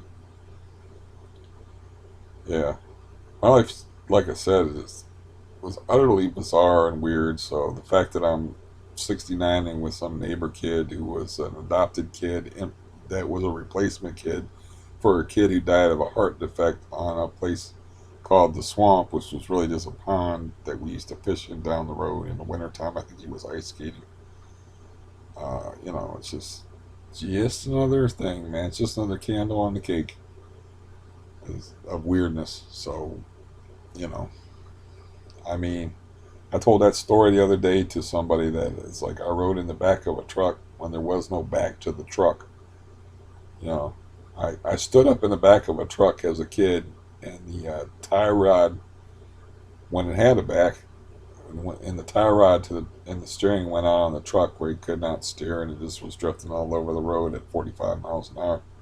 But that was the speed limit on the street. I don't know how fast we were going. I'm assuming after he realized he had no steering, he took his foot off of the gas, and I don't know what you do. I'm not a driver, so I don't know what you do in that situation. If the brake works, if you try to brake, I don't know. Maybe he was trying to brake slowly because I was in the back. And, if he broke fast, I would go flying out of the truck and crack my head on the cement. I mean, I don't know. He's not alive to ask. He wasn't the kind of guy that you asked a lot of things about, ask a lot of questions about. Loved to talk. Didn't like a lot of back talk. The conversation with him was kind of dicey, kind of tricky, kind of a bit of a landmine field where you didn't know, like, you might say the wrong thing. Um, but yeah, back of the truck, tie rod goes out. We're swerving all over the road. I wonder if the brakes still work when that happens. They probably do. It's got to be a separate type of deal. Maybe he didn't want to brake. I don't know. Maybe he was braking and we were slowing down, but he was doing it slowly because I was standing up in the back. All I know is we went off the road into a ditch and I went flying out of the truck anyway. But at that point, I think we had slowed down. I think that was his plan. He was actually a fairly skilled driver because I remember driving with him when he was a lot older and a horrible snowstorm. I don't remember where I was driving back from with him. Uh, Probably from his house back to my house because I used to go over there and visit like a dutiful son. So he's probably driving me back to my house. There's a horrible snowstorm. We should never have been out in it. But we're going down the street. It's a fairly busy street. And all he says is, "Uh-oh, here we go." And I'm like, "Where are we going? I don't want to go nowhere." Because it was, people were sliding all over the damn place. But here we go. He meant like, yeah, we got no traction at all. So we started going sideways like this. There's oncoming traffic. I'm in the passenger seat, and all I see is headlights coming toward me in the when I'm in the passenger seat. And the road was 11th Street, I believe, and totally irrelevant detail. And he had the wherewithal to accelerate while we were sliding sideways in a, you know how you gotta have like a controlled steering thing when you're slipping around in snow. You probably know this, all you folks up north, but you just can't. You gotta turn into this. You know, there's a whole thing. Anyways, he very craftily accelerated right at the right time, and instead of like hitting a pole, hitting into a store or whatever, man, we went very smoothly off onto the side street away from this stream of traffic and this busy road. I remember seeing those headlights, thinking like, "Oh, I'm gonna get hit." I didn't think like, "Oh, I'm gonna die." I was like, "We're gonna get hit." But somehow he was able to accelerate and get traction and hit that side road perfectly. Or maybe he just slid and steered into the slide road, used his momentum, and you know, I don't know. It was cool though. It was very well done. I don't remember if I complimented him at the time, but it was spooky. I just remember him saying, "Oh, here we go," and I'm like, "Where are we going? I don't want to go nowhere." I knew exactly what was up because it was just ridiculous, man. It was, yeah, it was some North Pole shit. Serious blizzard going on. I don't know what the hell we were out doing it, what we were doing it, but he was like a devil may care type of dude anyway. Like I said, like I don't know if you saw that news story with guy in a truck, uh, BLM, Antifa, whatever the protesters, the whole protesting group of things going on, and somebody's beating up a fat white girl, or just punching her, and then didn't get to the beating up stage yet. And this guy's in a truck, and I guess he stopped to say something about it. I don't know if the whole details of the thing. The video's on there on YouTube somewhere. The one where the guy gets kicked in the head. But the guy gets in his truck, and he's in the he just wants to get the fuck out of there. He realizes he's gonna get beat up or whatever. So he tries to like play white knight. Maybe that was his girlfriend. I don't know. She gets tackled by somebody and she gets beat on pretty good. But I think she manages to get back in the truck, so I think she was in the truck. Anyways, the truck takes off, but the guy's panicking, so he runs right into a light pole and smashes his truck. But in trying to run like that, he sideswiped a couple of people, which of course annoyed the protesters because they don't like being hit by cars or having their compatriots hit by cars. And so they pull him out of the truck, and throw him down on the concrete, and they're like, "Sit your ass down." I don't remember if there was any violence ahead of that, but he's like, "Can I use my phone?" Well, like they're authority figures or whatever. And so he's talking on the phone, and this guy comes up and soccer style kicks him in the head from the back while he's on the phone. For what reason, I don't know. But, the guy's knocked unconscious and cracks his head on the cement. And I think he didn't kill him, but it was like basically attempted murder. But if my dad was in that situation, there would just be a whole bunch of run over people. So, yeah. If my niece was in that situation, there would just be a whole bunch of run over people. You don't have to stop. You don't have to stop. If there's a bunch of people standing in the road, I mean, you can't plow into a farmer's market off the road and kill a bunch of people like that old guy did. I don't know, or young. There's some case, like there's a couple cases like that. One of them involved an old guy, I remember. But if they're in the road and they're, and they're got guns and shit, why are you stopping? No, I don't know the whole story. I just saw the video. I'll post the video if anybody wants to see some horrific violence. I mean, who doesn't? No, nobody wants to see it when it's real. You just want to see it in the movie where they're just acting it out. But I'll post it for what I saw of it. I mean, I couldn't piece together exactly what was happening, obviously. But I don't know how much longer this is going to go on. As far as like the stimulus check thing, um, they're deliberately. I figured that shit out. They're deliberately dragging that stuff out because they reconvene Congress and they come to a decision on Saturday. But it was a decision to keep to allocate $25 billion to keep the post office running like it should. Why? Mail-in ballots, man. It's all about them getting reelected, and they want to make sure that the post office was going, and they're dragging out the stimulus package thing closer to November. So I'm thinking September sometime, in September or early October. But I think they're deliberately, both sides are deliberately dragging it out to make it close to election time, so you'll have the money and feel gratitude toward them. And I think that's their strategy. But you know, that just goes to show you not to count your chickens because I don't.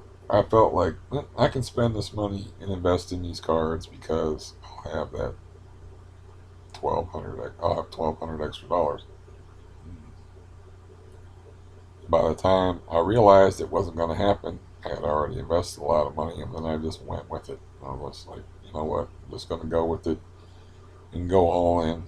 It's all good. I mean, I know how to do that. Apparently, you got to. I don't know how to use that phone to take pictures, but I'll get another phone. It'll be all right. So now you know what's going on with me, and now you know some more hideous details of my hideous past, of my ruined childhood, and my ruined adolescence, and my ruined adulthood, and my ruined latter days here. And yeah, what was that guy's name? I think he bailed on me, but he was constant, like he was in the comment section quite a bit on these videos, and I showed him like the one video that was my therapy video. I kind of like, I talked about that before where I throw it on here, but I kind of keep it secret because it names too many names. And he was like, basically, like, your life's been shit like all the way through, hasn't it? But I think he bailed on me. I advise people, like at this point, this isn't going anywhere. Things are, yeah, things aren't working out. So, you know, you can maybe draw some inspiration that I'm still able to talk on here, and that I'm able to talk out my suffering. And I'm keeping my benzo use under control, and I even have like 21 extra pills like last month out of a bottle of 90. Where I'm supposed to take 3 5 milligram tablets a day. And but yeah, people pop in like from way back in the day, and they ask me like, "Are you off of this stuff yet?" Or I'll be like, "No." I've had like that one mean guy um, tell me like, "You should have been off of this stuff already," and I'm like, "That's not how it works. Every case is an individual case." It's like, yeah, so for some people, uh, they go through way more torture than I went through, and I feel so much better. Sharon, I believe I'll mention that name. See, my two main commenters on here are named Sharon and Cindy, so I'll give Cindy a mention too, who's been having a hard time here lately. Um, but this guy uh, was like a constant like I don't know, constantly in the comments, and at some point I was like, man, this isn't gonna work out. Things just ain't working out. Nothing works out for me. So, you know, I'm hanging in there, and we'll see what this new doctor is like. If he's a rapist or a murderer, or philanderer, embezzler, loan shark, drug addict, alcoholic, or what kind of guy he is. If he can help me or not. Um, Yeah, I was talking to somebody within the industry, the medical industry, and they were talking about a doctor that got busted for um, being a, I don't know if they call it a pill mill or what they call those doctors that are just like, here you go, here you go. You know, it's just like, I don't know if they make money doing that uh, as far as getting kickbacks directly from the patients or what, but they're just like over prescribing type doctors. But I was having a conversation with somebody. I have to remember, I'm saying this out loud because I have to remember to call my case manager at CareSource because she was calling me on that stupid phone that wasn't working, and uh,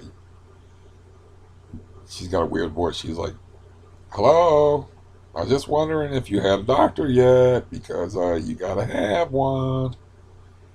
You know, I don't. She just like I questioned her about that. I only gotta have one. You know, I questioned her directly. I'm like, if I do not have a primary caregiver, will I get kicked off of Medicaid or Medicare? And she was like, no. And I was like, will I get kicked off of my food benefits? No. And then I asked her, will I get kicked off of having aid workers can't come in here? And she goes, at some point, because they have to have a doctor's reaffirmation that you're all fucked up and that you need them. And then I called the agency itself, and they were like, "Oh, you're good to go for a year." I mean, what the hell do they care?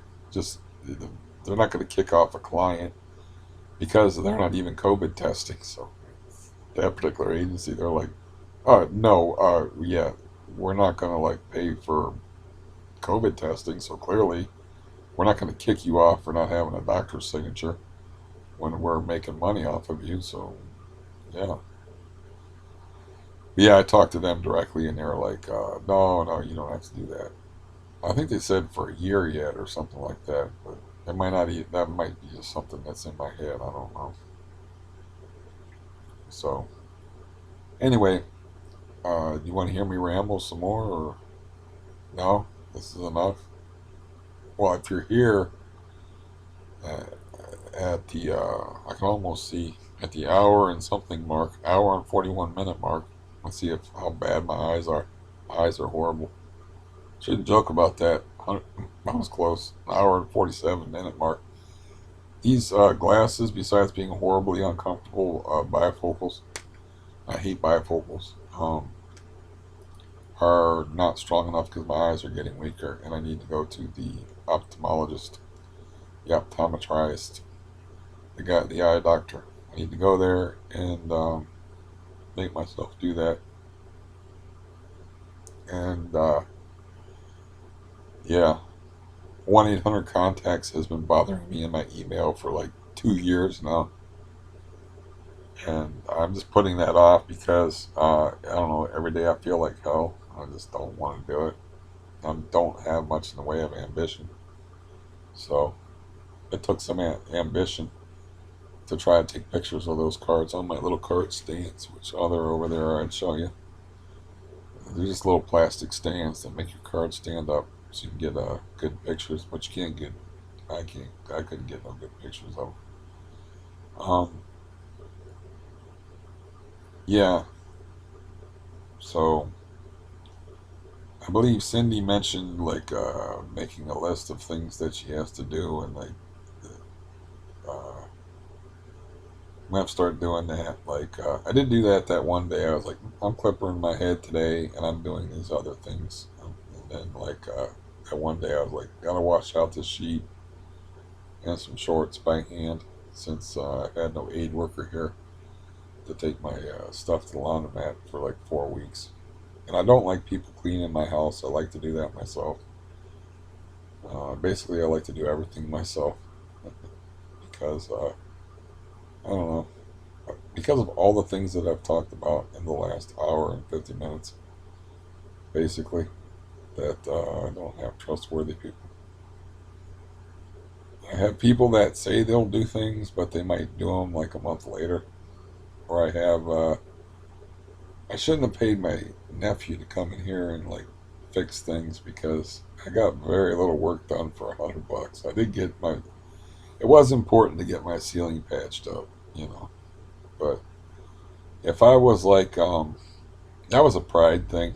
I could have just had like the landlord do it, but I won't ask him to do anything. I probably, if I was like, I don't know, on fire, I probably wouldn't ask him to piss on me to put it out. I kind of like reverse that. You see what I did there? Because usually it's like if he was on fire, I wouldn't bother to cross the road to piss on him to put him out. If I was on fire, I wouldn't ask him to hose me down and put it out. I would just roll around on the ground in flames. Yeah, I get to that point with people where like we're done. I still haven't talked to the dude in the wheelchair. I told him like, yeah, this is the last time we're talking either in text or in person. Done.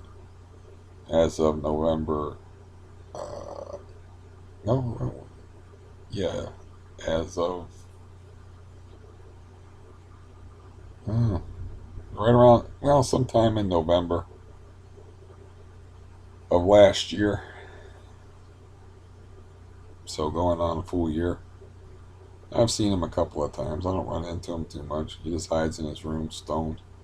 I know when the weed man gets here because suddenly skunks have been let loose in the building. So I know when his weed man gets here, and his grandchildren got like small toys and bikes and stuff in the hallway. His grandkids come over, but I saw him like only a couple of times because yeah, he just goes out to get his mail. He don't get to leave the house either. He doesn't really want to though, because I told him like I got that one scooter in here that's not being used, and I told him like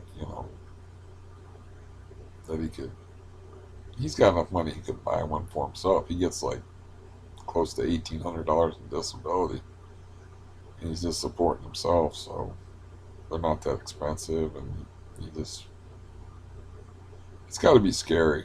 It's probably just scary. It would be scary for him, you know. Um, but it wouldn't be any scarier, I guess, than being out in a wheelchair and getting stuck outside in like 18-degree weather when I had to push him up the ramp that one time.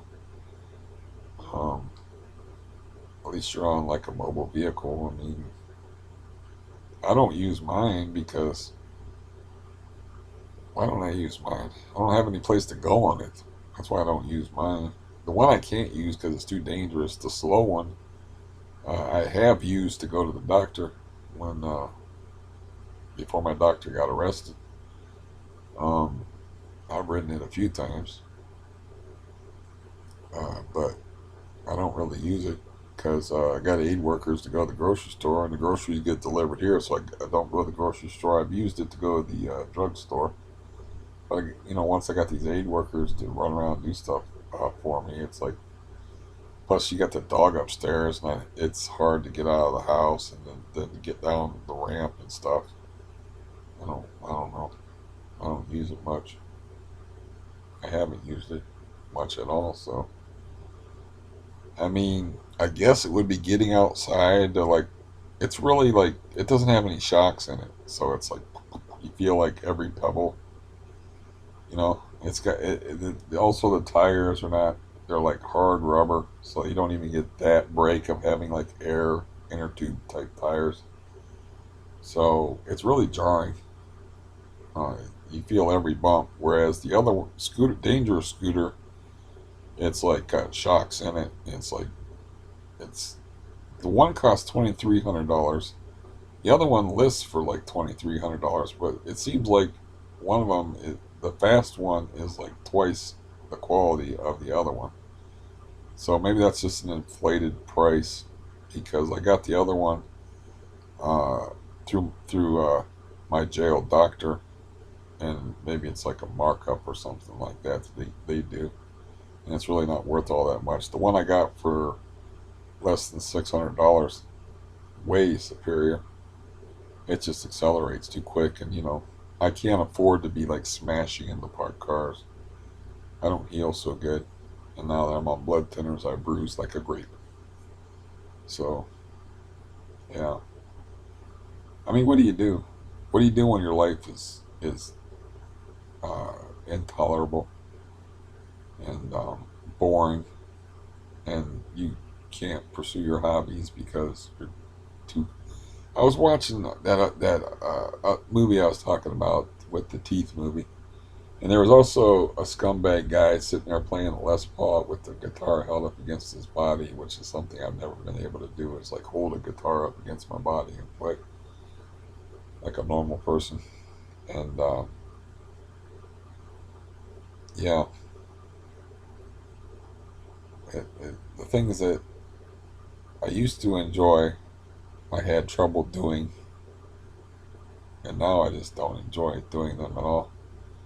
But I could get interested in guitar again since I have extra money, and I will have like a lot of extra money in the next couple of months. Because I could hire somebody to come in here and give me guitar lessons. I could probably, like, I don't have no time. I haven't talked to I said his name on here before, so I might as well say it again. But I haven't talked to the Brent guy in a long time. But he's a guitar enthusiast, and I could like pay him for guitar lessons. I don't know if he needs the money though, but he never seems to have enough time. And he's one of those guys like, we'll do this, we'll do that, and it never comes about, you know. And he's like, oh yeah, man, I forgot to tell you, like our appointment wasn't for today; it was for 1 o'clock next Friday, and it's like 12:30 p.m. And it's like I was expecting you to come over in a half an hour. He's like, you don't have it together, and he's got too much going on. And he once I told him like, as far as moving, I got, I don't know, man. I'm just like messed up because of the pain and the neurotic situation is not helping it. I should be on him as far as like, I guess I could sick my psychiatric nurse on him and at least get him to get some applications from some places and get me on the waiting list, especially for that Bender Woods place that I want to move to, which I've heard nothing but good things about. And it's, what I'm looking for is, of course, no one above me, no one below me, and that's what that place is like. I'm looking for a place that's more rural with less people around, where I can't throw a stone out of the window and hit every house on the fucking street, where all the houses are all jammed together. Um, yeah, but everything just kind of grinded to a halt for me because I don't know if it was depression or just the pain level got too intense. I don't even know what happened this summer. Frankly, I don't know. I kind of just lost it. I just kind of like lost my grip as far as like exercising, lifting weights, and doing positive things, and having a positive outlook about things. I'm not exactly sure what happened. Um, I know my cat getting mauled was not good because I had an infected, reeking cat that I was responsible for. Like that I couldn't doctor, couldn't take to the vet. I tried doctoring him, he wouldn't let me. So it's like, yeah, that didn't help. And, that was like a 2 month thing. Not helpful. And so yeah, I don't know what happened. I just know things got a hell of a lot worse. Though, thankfully, my volume intake has actually uh, gotten less, even though I've taken more lately. But like I said, last month I did really good. This month I'm probably just a few pills ahead, not doing that good. I mean, I'm taking two at a time, like I did earlier today. because I was just like freaking out. But I got to get a drink or something. I'm done talked for 2 hours, so hopefully I've been good company for you. I should. Is it disconcerting to you if I look you in the eye? I wonder. I don't do that. I watch videos of these guys that like do reaction videos to music, and it's kind of like I don't like them looking me in the eye. So you know, for me, I don't look at the camera that much because I have to look at myself, and it's not my favorite sight.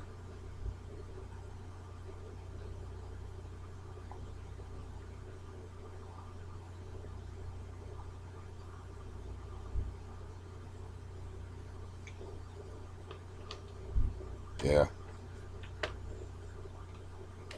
yeah. I think I'm gonna close up shop for today and say goodbye. Uh, uh, Call my cousin in Florida and see if he's avoiding me. I'm so boring and negative. It's 4 o'clock. He's probably ready to eat supper. And he didn't call me back, so I don't think he called me back. So he probably don't want to talk to me anyway. Anyway, he gets pretty tired out, and he drinks, so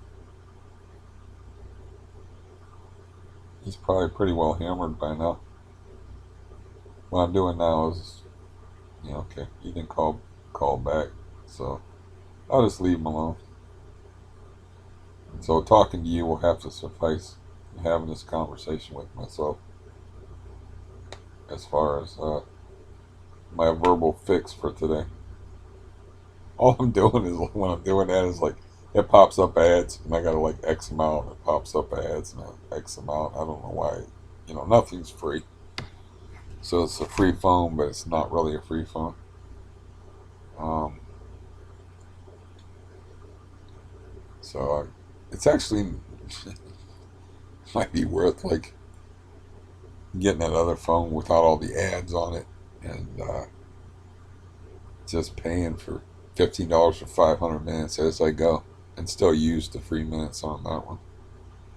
Um, because I've been talking for like 2 hours, but like I have these long, baroque, ornate, involved conversations about nothing with my brother, where we talk about like movies and you don't like talk about emotional type stuff, like you don't. He's fragile emotionally, so he don't like to talk about that kind of stuff. So it's mostly I do enjoy like I'd rather I'd rather talk about serious things and talk about life issues and how to improve um, my life or talk about his problems and what he could do to improve his problems. Though you know he won't even take melatonin for his sleep issues when his brain's producing it anyway. So it's kind of I guess it is kind of pointless. But I enjoy our long-winded conversations. But when you have 350 minutes, which is about let's see how my math is. What is that? 6 hours? Yeah, that's about 6 hours. If you have, if that's all you get for a month, and you have hour to 2 hour conversations with your brother, yeah, you run out of minutes pretty fast. So yeah, um, I, at the same time, I don't want to go. I'm trying to save up money. I do have a goal.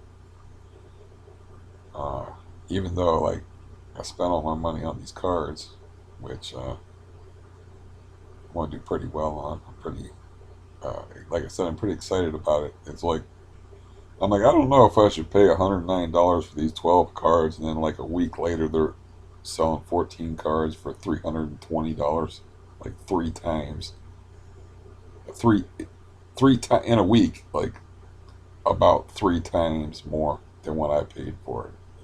It's like that's a pretty good profit margin, and I got like 27 of them of that particular card altogether, and yeah. it'll be fun too. It makes it's like betting on a game too. It's like a safe form of betting, so you can watch. I can watch the Browns games since most of my invest, not all of them, but those aren't Browns players there. It's the Giants players and the Ravens players. I can watch the Browns games, and you know, it's like betting on the game. It makes it more fun and more interesting. It's something to look forward to, and the football season's coming. I don't know what it's going to be like, if they're going to be able to complete it. You better have a deep team with the COVID thing. I got one thing I could mention is like the Indian season could be a lot better, except for they have like a great starting rotation of pitchers. But I think I might have mentioned this before in another video. I talked about this with somebody. I don't know if it was you, but I mean, these guys are millionaires. They're in their 20s, but they're in like they have to live in a bubble under a certain set of rules. They're not allowed to go out. They're single dudes. If I was making $15 million a year, jerking off might not sit well with me. So, considering the caliber, not to be crude, but considering the caliber of pussy that they can get, and they're young and they're athletes, full of testosterone and shit. So, the names are Mike Clevenger and Zach Plesac. Uh, I think the number two and the number three starter in the starting rotation of the Cleveland Indians. The Zach Plesac guy got busted going out to a club, undoubtedly trying to find some women. And then later on, the Clevenger guy said, "Yeah, kind of went with him, you know, wingman, uh, wingman my ass. You don't have to be a wingman when you're like, yeah, I play, yeah, you get the picture. I'm not only a celebrity, I am filthy fucking rich, and I'm young, and I'm an athlete. Yeah, and in really good shape. I don't think they got too many problems with the dating scene. I'm doing the quotes thing, because so anyways, they went out, and so they had to be suspended. So the Indians have to. I don't know when they're going to come back, but they've been suspended for. I think they had to be suspended for a month, but they're only playing a 60 game season as opposed to a 160 game season. So it's like a huge deal. It might have ruined like their whole season. But I completely understand that. If I was 20 years old and was making $15 million a year, like I said, man, sitting on my big pile of money, spanking monkey, man, that wouldn't sit too well with me, man. Yeah. Anyways, that's enough. I mean, you get the picture. Nothing really is going to happen with me until next week, where I have to set up my appointments. Unless I want to try to go to the eye doctor. I don't know. Maybe I could go to the eye doctor as like what I call a stress inoculation, because it's a less stressful trip than going to a new doctor and getting examined and asked a bunch of questions about how my body works. And they don't accept the answer, it doesn't. They want elaboration, they want elucidation, they want you to be very specific in the ways that your body doesn't work. Yeah, and then they want to do tests on you. They want to, they want to go into the business side of it. Well, you need an MRI, you need a colonoscopy, you need this. You need to be tested for shingles. You need to be tested for this. You know how it is. It's like, no, no, dude, I'm really good with the no, I'm not doing that. Nope, not doing it. I tried to walk out of a hospital with arrhythmia, so I'm really good at the no thing. I'm easygoing, but that doesn't mean I'm a pushover. It's like I'm easygoing, but that doesn't mean like you necessarily want to fuck with me. I'm a nice guy, but that doesn't mean I can't be a mean guy. But yeah, I tried to walk out of the hospital with arrhythmia. I'm like, you can't keep me here. I'm leaving. He's like, you don't understand. You have a serious. That's the first time I had arrhythmia. He's like, This is a serious thing. You could die from this. You could have a stroke from this. And I said, I hate hospitals. I don't like it. I'm not comfortable in here. I don't do well in hospitals. I'm leaving. You can't stop me. But he talked me into it. He actually talked me into it. He was like a little. His name was Lababidi, and he was a cool little Indian dude. And he was like Oompa Loompa size, man. He was a little guy. I say Oompa Loompa because of that abomination with the Johnny Depp, Willy Wonka and the Chocolate Factory, where all the Oompa Loompas was played by a little Indian guy. I think he was Indian. I might be being racist or nationalist or ethnicist or having problems with ethnicity at the moment. And he might be a Pakistani. I don't know. But I think he's an Indian dude, actually. I'm almost positive he's an Indian dude. But anyways, this little Indian dude talked me into it. He was like, you, Mr. Barton, you do not understand the seriousness of your condition. He's like, please, just give me, just please, don't walk out. Just give me 5 minutes, and I will explain it to you. You will understand. And he was like, your heart is not functioning properly. What happens is blood may pool in your heart, and then you will have a stroke. And sir, you do not want to have a stroke. I kind of got Russian there toward the end. I, yeah, that's like I would pay like a lot of money for to be able to do impressions. I really would. I would love to do impressions, man. Very jealous of anybody that can do impressions. My beard is very itchy. I've been talking like way longer than needed for the same old reason of not wanting to go back to my horrific, stark, pale, gulag-like existence. And yeah, they haven't been. I'm gonna have to like talk to the global foods people too. Like, what the hell is up, man?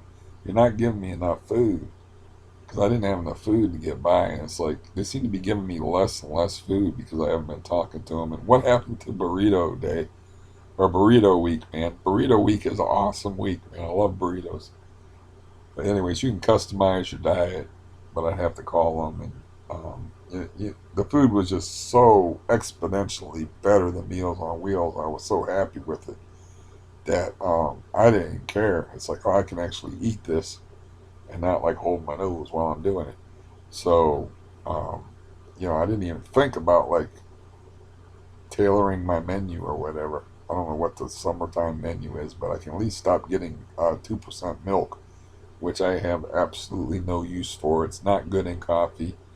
To me, it's just like white water. It's like if I have my choice when I have cereal, I would like to use half and half for cereal. It's too expensive. But yeah, that's something I miss is cold cereal. Got the teeth thing. That's another thing that's like can't go back in time and change my opinion on that. But I was bound and determined that I was going to move out of here. So no, I ain't spending money on these two teeth here and saving them. And that's all I feel every day is my tongue hitting the side of that tooth there and those two front teeth missing there on the bottom. It's like that's one of the worst decisions I made. That's Everybody makes bad decisions under duress though, and what more duress is there than like we're gonna yank out five of your teeth and it's gonna cost you $2,000 to get these two teeth. You have a choice. They need capped, or you're going to have to be pulled. Your insurance won't cover them because the cavity is too close to the gum. But what we could do is shave them down and put a cap on it. But that's going to cost $2,000, and your insurance won't cover it. And she actually asked me, "Do you have like any money that you can borrow anybody, like off of your parents?" I'm like, "My parents are dead." And no, I'm the guy that has the money to loan people in my circle of people. I am the saver guy.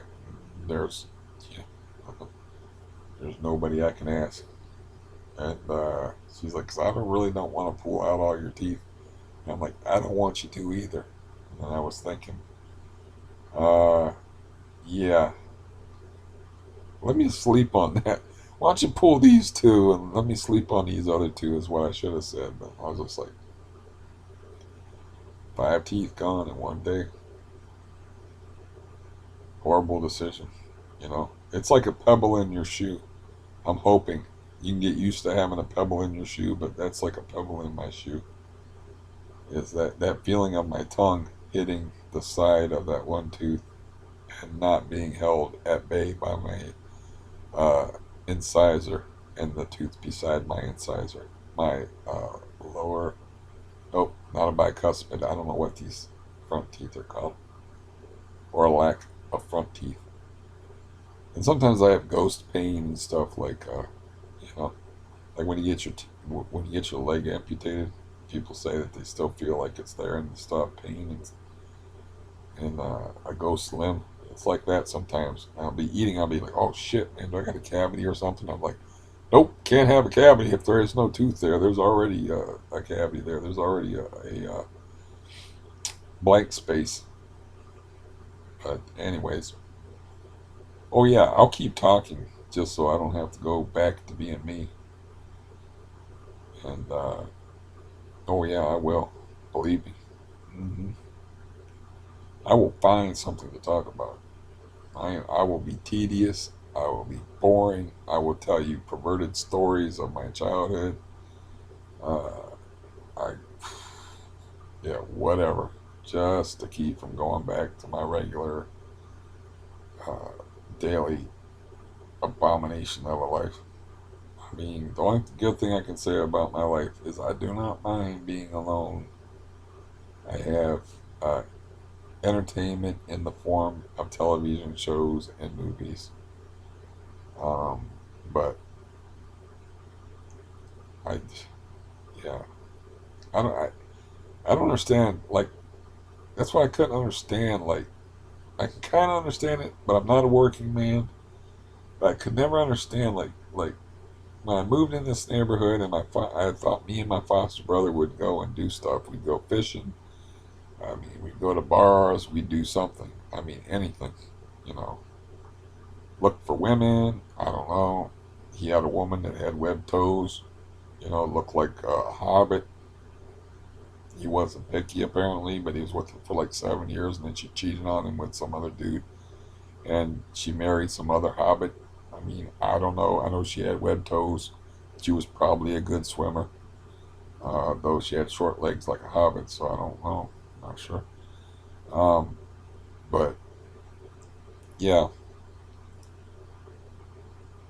I thought we would do stuff, but he just preferred to sit and watch TV and just let life pass him by. So I just couldn't understand that. Like, I don't understand that. I don't like that, but get high and watch TV.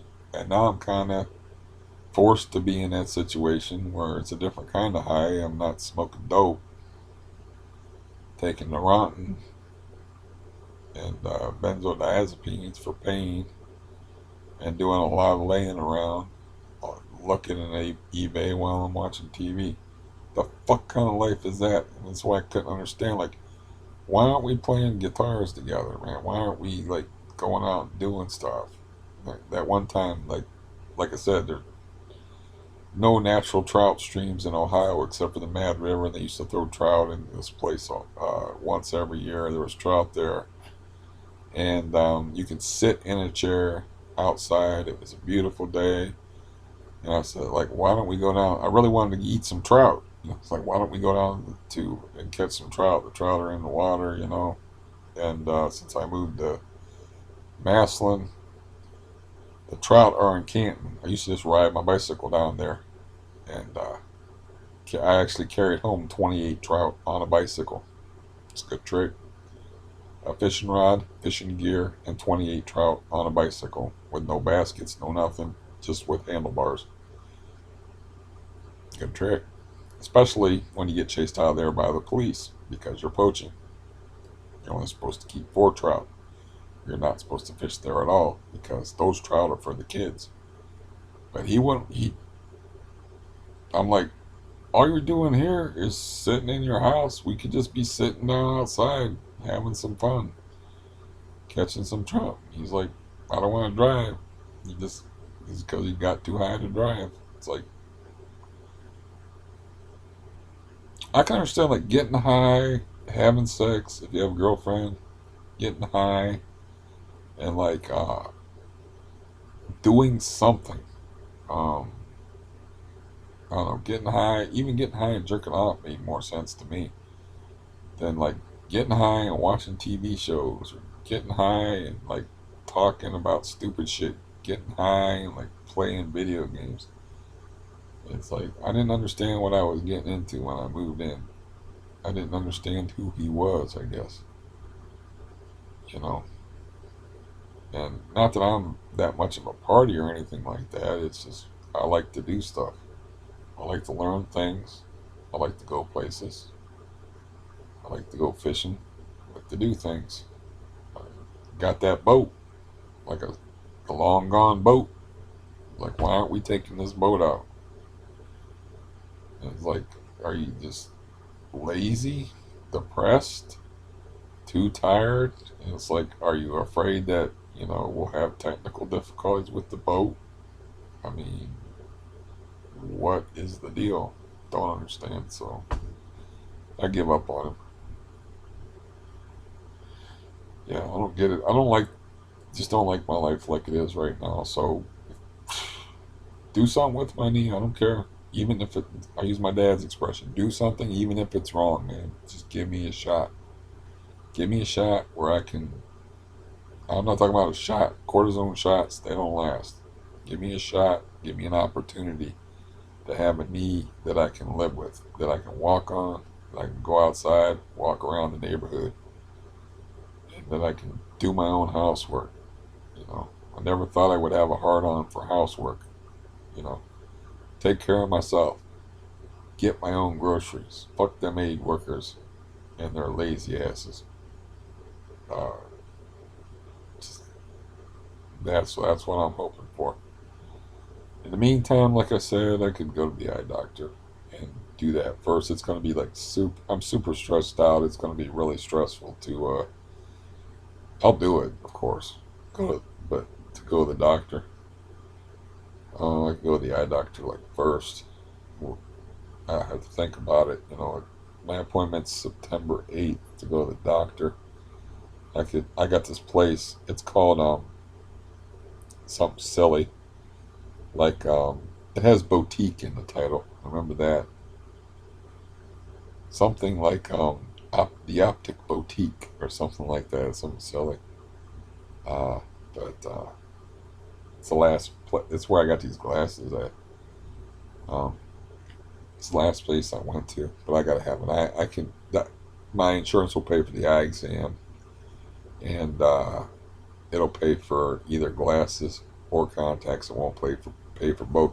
What I want is glasses that are made out of this part of my bifocal for like indoors, and then contacts for outdoors. So that's what I want. I've been wearing glasses since I was in grade school. I remember being in grade school and taking off my glasses.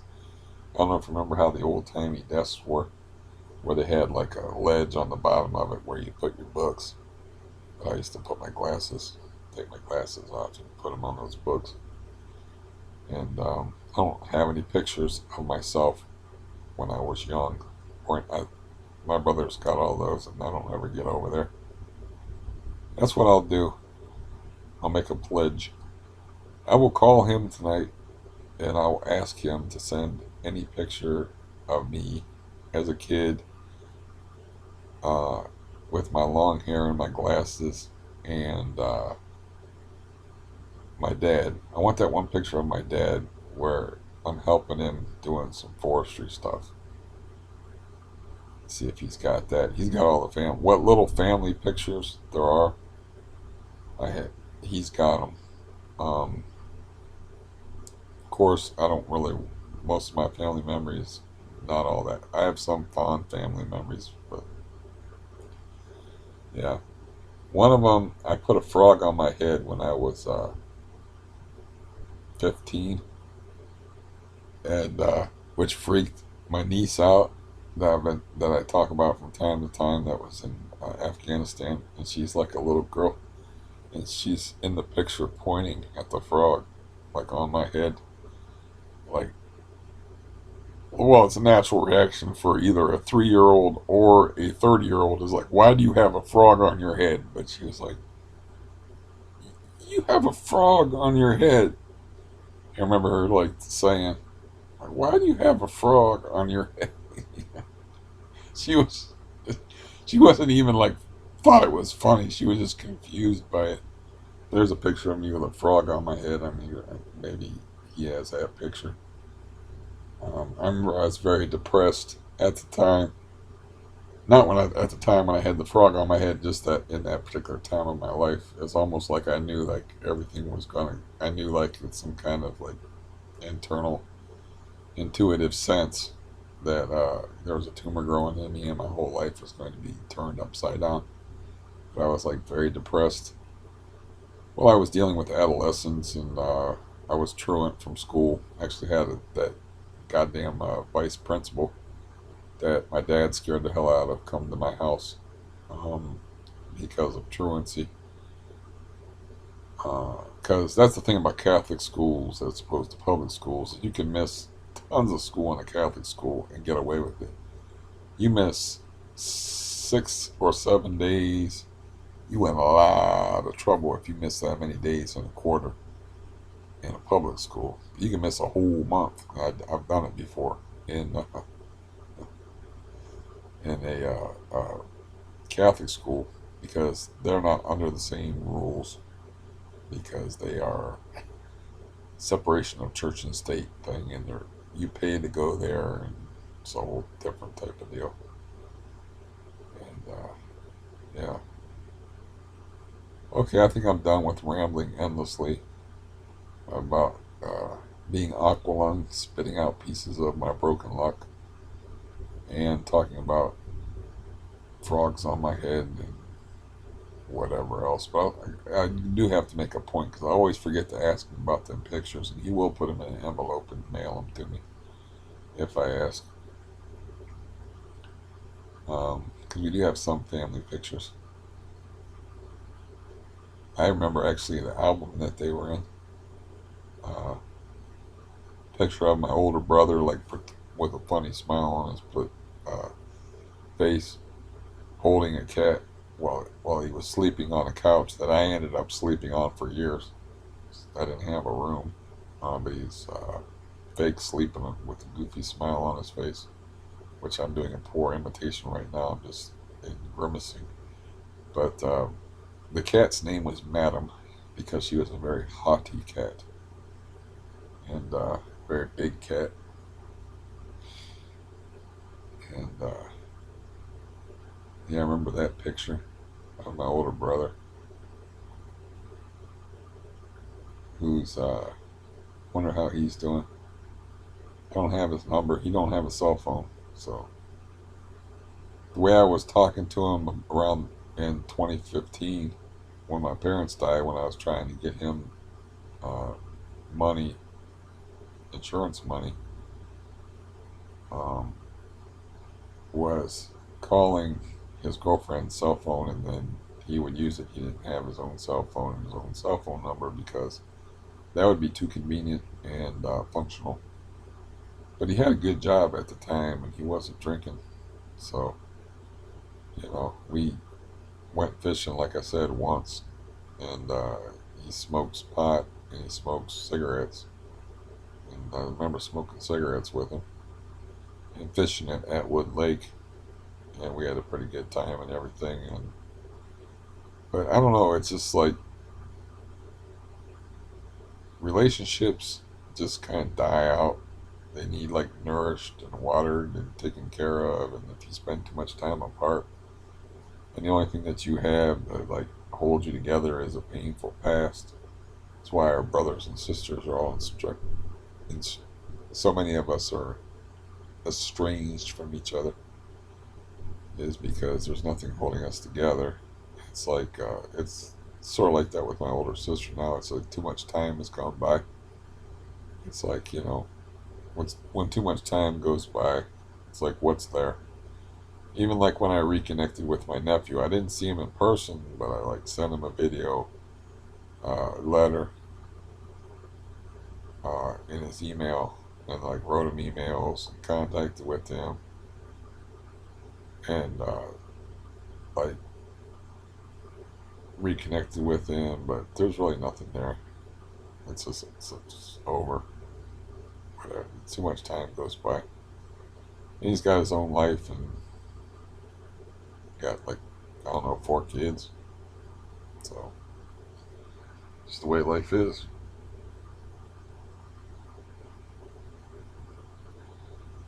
Okay, I'm gonna go. And yeah, thanks for keeping me company. You're a very good conversationalist. You know that. That was only 2.5 hours. You know I'm doing bad if I do a video for 2.5 hours. And hopefully it wasn't too boring and or too salacious. But the salacious stuff is always the most interesting. It's like, who talks about stuff like that? I do.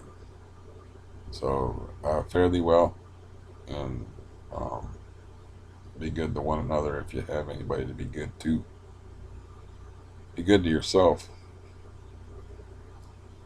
Don't be too hard on yourself, man. This life shit's not that easy. On that note, goodbye.